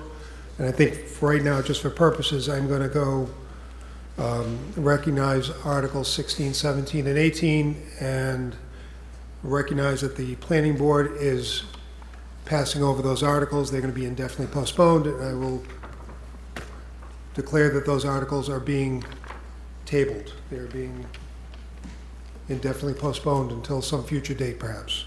So we have Article 36, which is a citizen's petition again. It is 10 o'clock. So we have 2 to finish. We're going to finish both of those tonight, come hell or high water. So you can decide how high you need to pull your boots up when we get into these. So Article 36 is a petition article from Diane Jordan. She moves Article 36 is set forth in the October 20th, 2025 special town meeting warrant. The select board voted on this 1 to 2 opposed. Ms. Jordan. Thank you, Mr. Moderator. So the first thing I need to do is strike the, amend those words out because it's where it's striked on the screen. Select board approved 12C licensed caterers and then the word either. Those Okay, are so being amended out. We will come back to that. Oh, okay. We will come back to the amended language after it's on the floor. Right now, this is not on the floor. Oh, So you need to present your article. We'll get an opinion from the advisory board, and then we will strike that language. Right now, your article doesn't exist because we're just bringing it up. You need to present your article. okay, so this article, Mr. Moderator, is to, for 2 things, to fix the language in our current alcohol beverages bylaw because it's wrong, and then also to limit the special 1-day liquor license that the select board is entitled to give for on public land for only nonprofits, charitable events, and community events, and excluding for-profit and corporate private events. Okay. Advisory board. Hold on. Okay. All right, so when you look at this article, and probably not obvious unless you've really put some thought into it, you have the existing bylaw is the first paragraph, the 2 subparagraphs, letter alpha and bravo, and then the 2 last paragraphs. I believe Ms. Jordan's amendment or article is that sentence buried in there that says no commercial events or activities shall be eligible for a special license under this section. Is that correct, ma'am? I'm sorry, what was the confusion? What's your question? So I'm trying to find out, what are you modifying? Because the existing law is all that stuff, and then what you're adding is no commercial events or activities shall be eligible for a special license under this section. I think that's the sentence you added. No? So I guess I need to know, understand. Yeah, I did watch the advisory board meeting, and it was pretty unclear that you guys didn't understand it, so I'm sorry, but I think it will be made clear if I just continue. So is it required that they give an opinion if they're confused about their opinion? Can they just say they don't know? We get opinions from the advisory board, so yes, that's typical. Okay, well. So, all right. So Diane and I spoke about this for about an hour on the phone. Maybe it was 40 minutes, but a decent amount.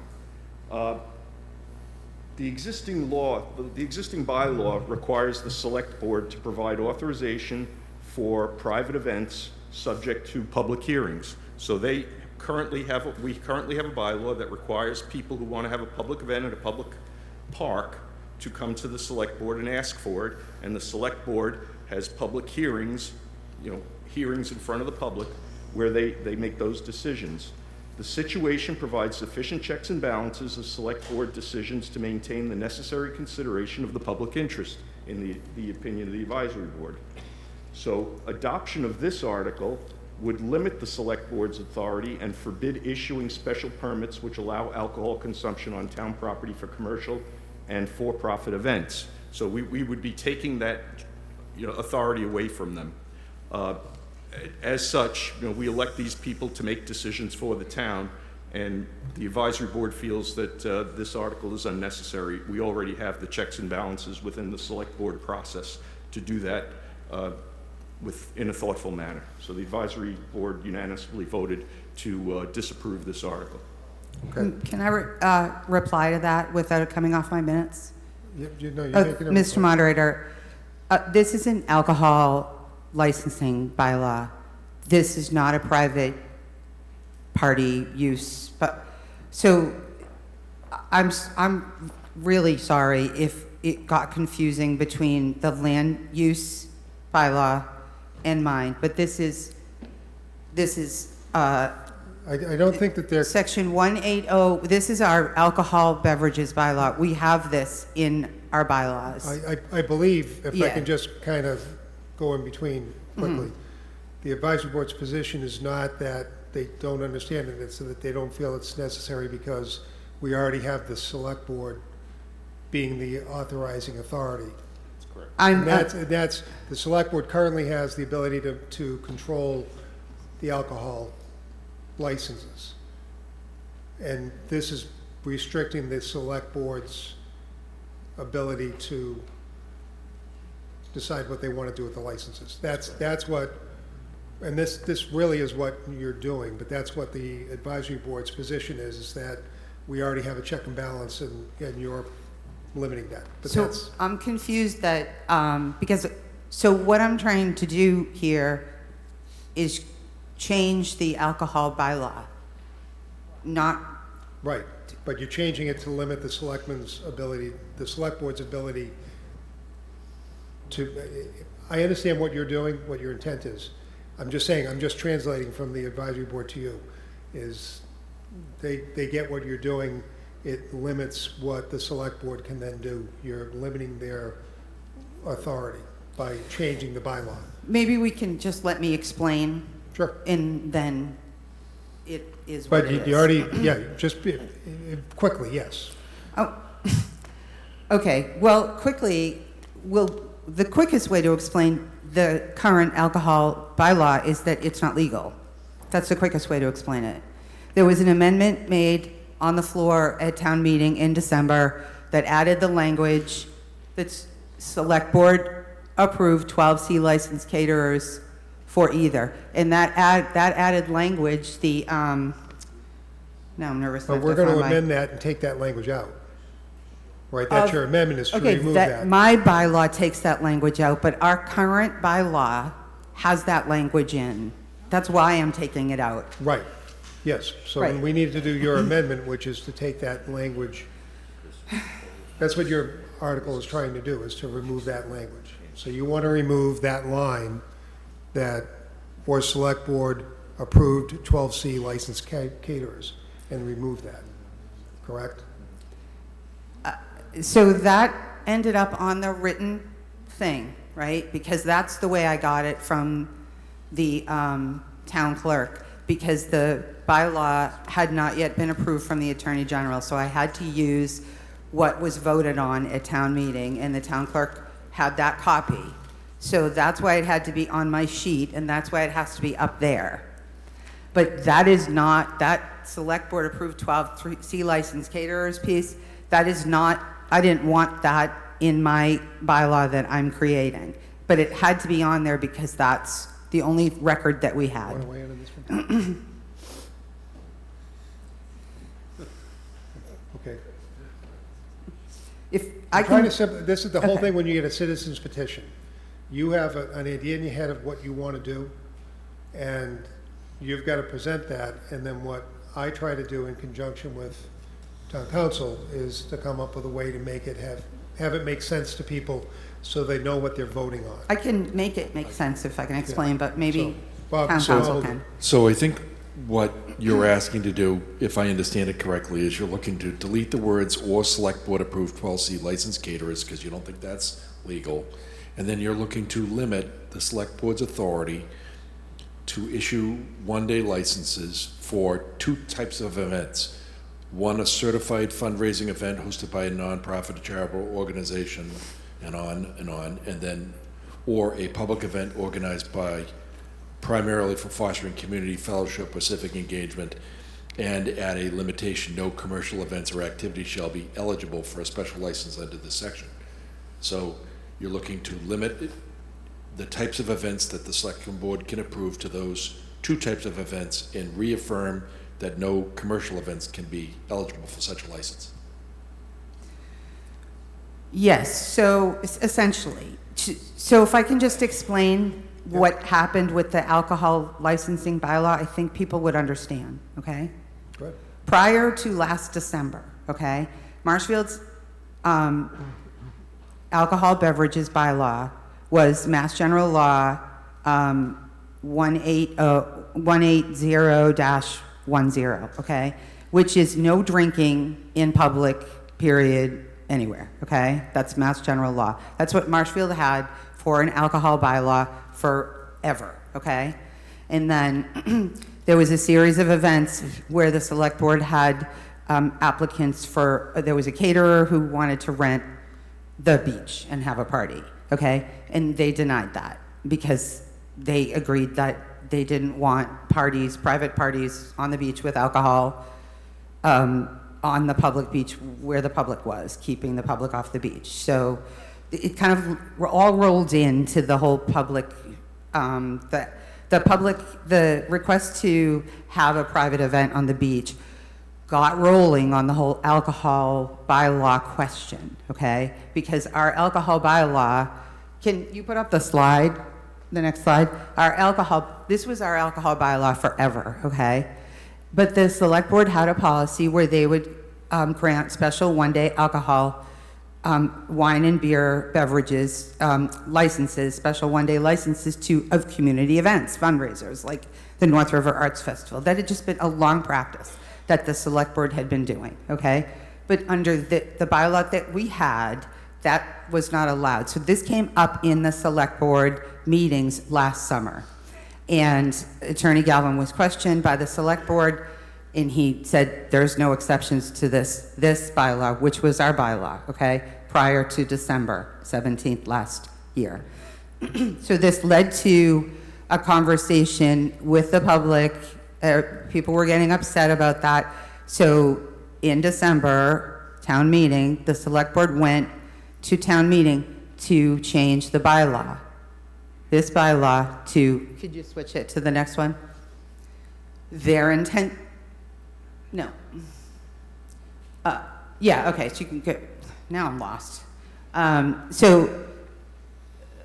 Right here, Article 7. Okay, so this is the select board's bylaw last December, okay? Which is the Mass General Law 138, 14. I think it's supposed to be, or it was. So that's Mass General Law that says there's no public drinking unless the select board gives a special one-day license for fundraisers and community events. So there's a difference in the bylaws, but then that got a floor amendment by a catering company that added the 12C license onto it. 12C licensed caterers only cater private events, for-profit events. So the 12C license does not belong on this bylaw. They're not a legal match. So that's the first problem. The current language that we have on our alcohol bylaw is not legal, essentially, because 12C licensed caterers can't go on that bylaw. They can't be together. But then that led to the whole land use renting of Harbor Park and the beaches for private events with the same catering company that the select board then started working on this summer, which people lost their minds over. And that's why Pam had her article. So I am trying to, first of all, make our alcohol beverages bylaw legal in the way that the select board was intending to do it last December, so that they can still give a license for North River Arts Festival and those things, and take out the language that's not a legal match, because you can't have a 12C licensed caterer serving all alcoholic beverages on public land. You can't. So, your proposed language here that's in the warrant is what you're proposing is a revised bylaw. Yes. With the exception that you want to amend the statement to take out the part that says, or select board approved 12C licensed caterers. Yes, and then I added just some clarifying language on there that is just a reflection of Mass General Law 138-14. Okay. I think I have it at this point. Is there any? Well, So, it's on the next page, I think, or it's on my page. It's on my, can I have your thing? so we have two changes, and this is what we're discussing. What her article does is it makes two changes. The first is striking that language that says, or select board approved 12C licensed caterers. So that's your first language change. Yes. And the second language change is to add that section that's A, B, and the bottom line that says no commercial events or activities shall be eligible for a special license under this section. So Right. you're adding that section in. Yes, because. Okay, I got it. We don't Okay. need to talk All about it right, I won't anymore. talk anymore. So we have two amendments. We have two amendments to our bylaw. And the two amendments, and this is probably the best way was to show them, is to that bylaw, we're going to take out the section that says select board approved 12C licensed caterers for either. And then, I'm not sure about the 4, whether that's going to come out as well. Well, the 4 goes with the 1 and Either 2, should be there. so. It should, 4 either should be there. That strike through the either is not correct. It is correct. And, well, let me get through, before you do point of order, I've got to figure out what I'm doing. And then items 1 and 2 and the no commercial event should be highlighted as well. Yeah. In the warrant it says A and B, but there it says 1 and 2. 1 and 2, and the line that says no commercial events or activities shall be eligible for a special license under this section. If you can highlight that in red.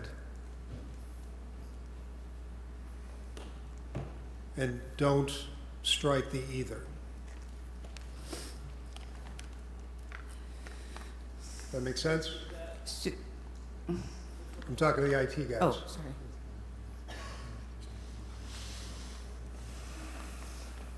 That's what I told them, Judge. That's what I told them. You guys know about highlighting the language I just said? It says where you've got the stuff that's struck right now in bold.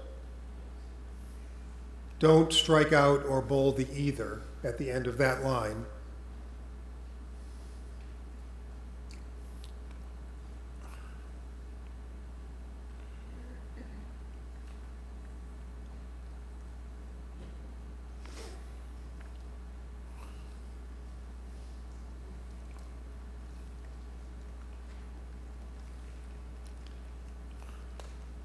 Are we getting there?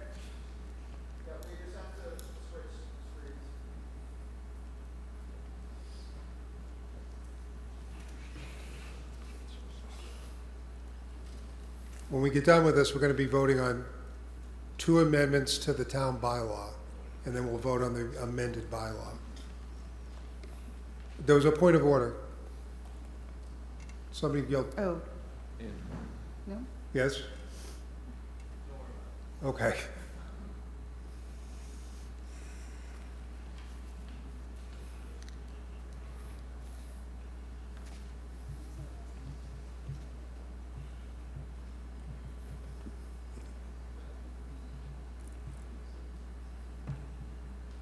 Thank you.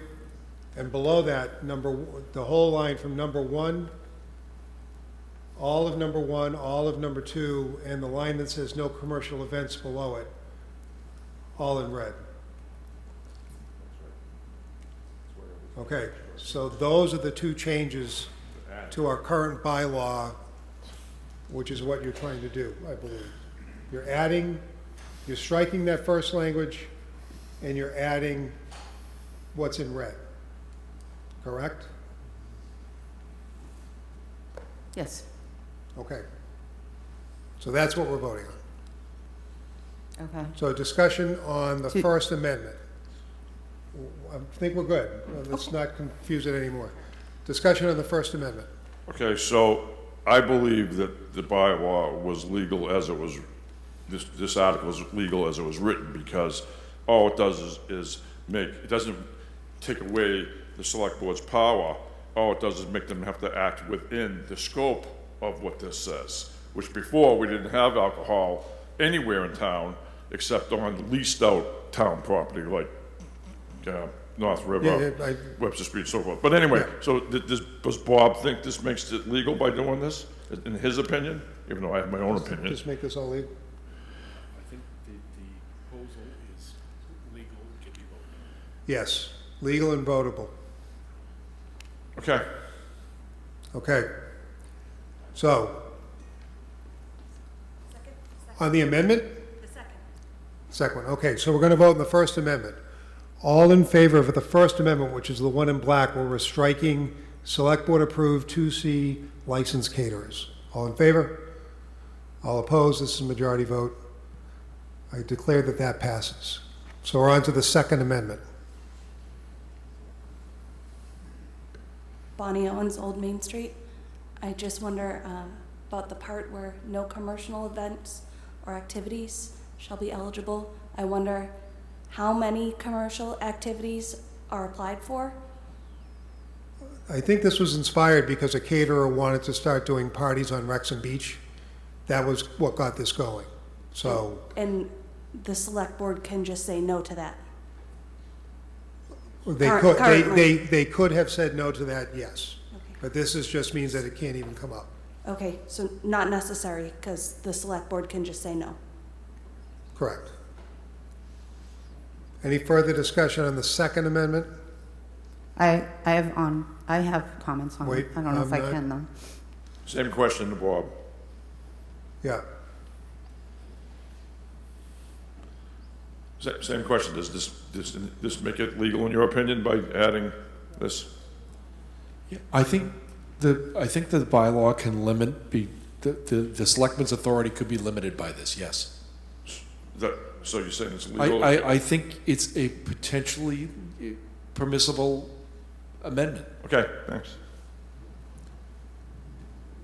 Unless you want to talk about the amendment, we're voting on the amendment. So Here's what we're doing. We just voted for the First Amendment. The two things you're doing to revise the bylaw are striking that first language, the stuff in black. Right. And then we're adding the lines that are in red. So that's really what fundamentally you're looking to do. Right, I would like to discuss that. Can I? We don't have we're discussing the Second Amendment at this point. Yes. Because we're going to, unless you have discussion on the amendment? I do, before it goes to a vote, because Okay. I wanted to answer the last residents. Okay. So the select board can just say no, and the previous select board did say no. But the new select board is working on a policy to rent out the beaches and the parks, or at least last conversation I had with one member of the select board, which was a very nice conversation, but it clearly stated their intention. They're working on this policy to rent the space on the beach, rent space at the parks, to house private events where the public would be excluded. So that's why and those events would be for profit for the private entities that rented them.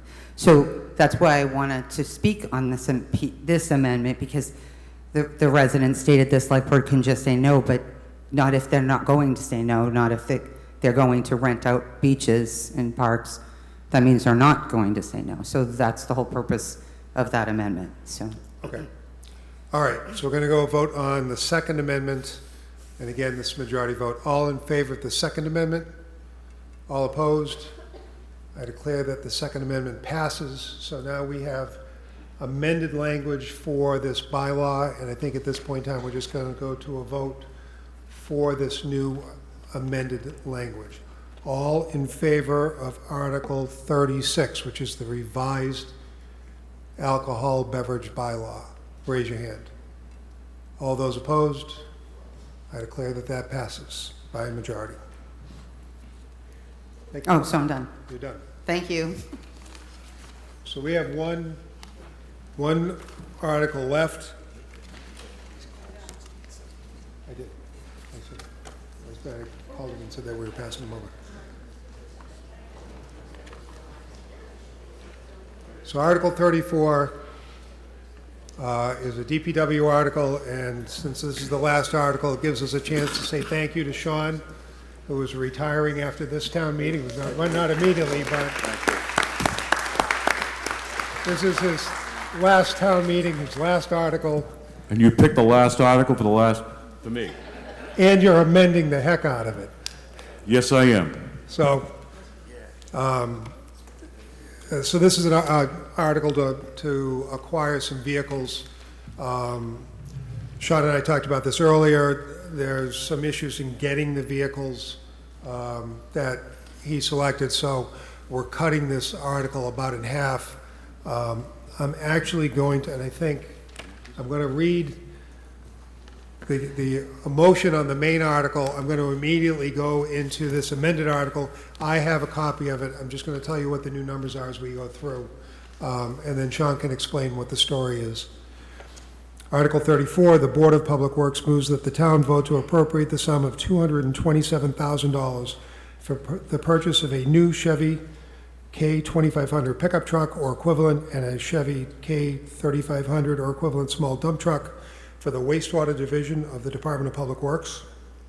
The sum of $440,000 for the purchase of 3 new Chevy K2500 or equivalent pickup trucks and 1 new Chevy 6500 or equivalent dump truck for the water division of the Department of Public Works, and the sum of $133,000 for the purchase of a new Chevrolet K1500 or equivalent pickup truck and 1 new Chevrolet Tahoe or equivalent SUV as administrative vehicles for the DPW staff procured in compliance with Mass General Law 30B, and to meet this appropriation, transfer the sum of $227,000 from the town's wastewater enterprise retained earnings, the sum of $440,000 from the town's water enterprise retained earnings, and the sum of $99,750 being from the town's solid waste, wastewater, and water enterprise funds, and the sum of $33,250 from free cash, and further that all these sums, all said sums, expended by the Superintendent of Public Works under the general direction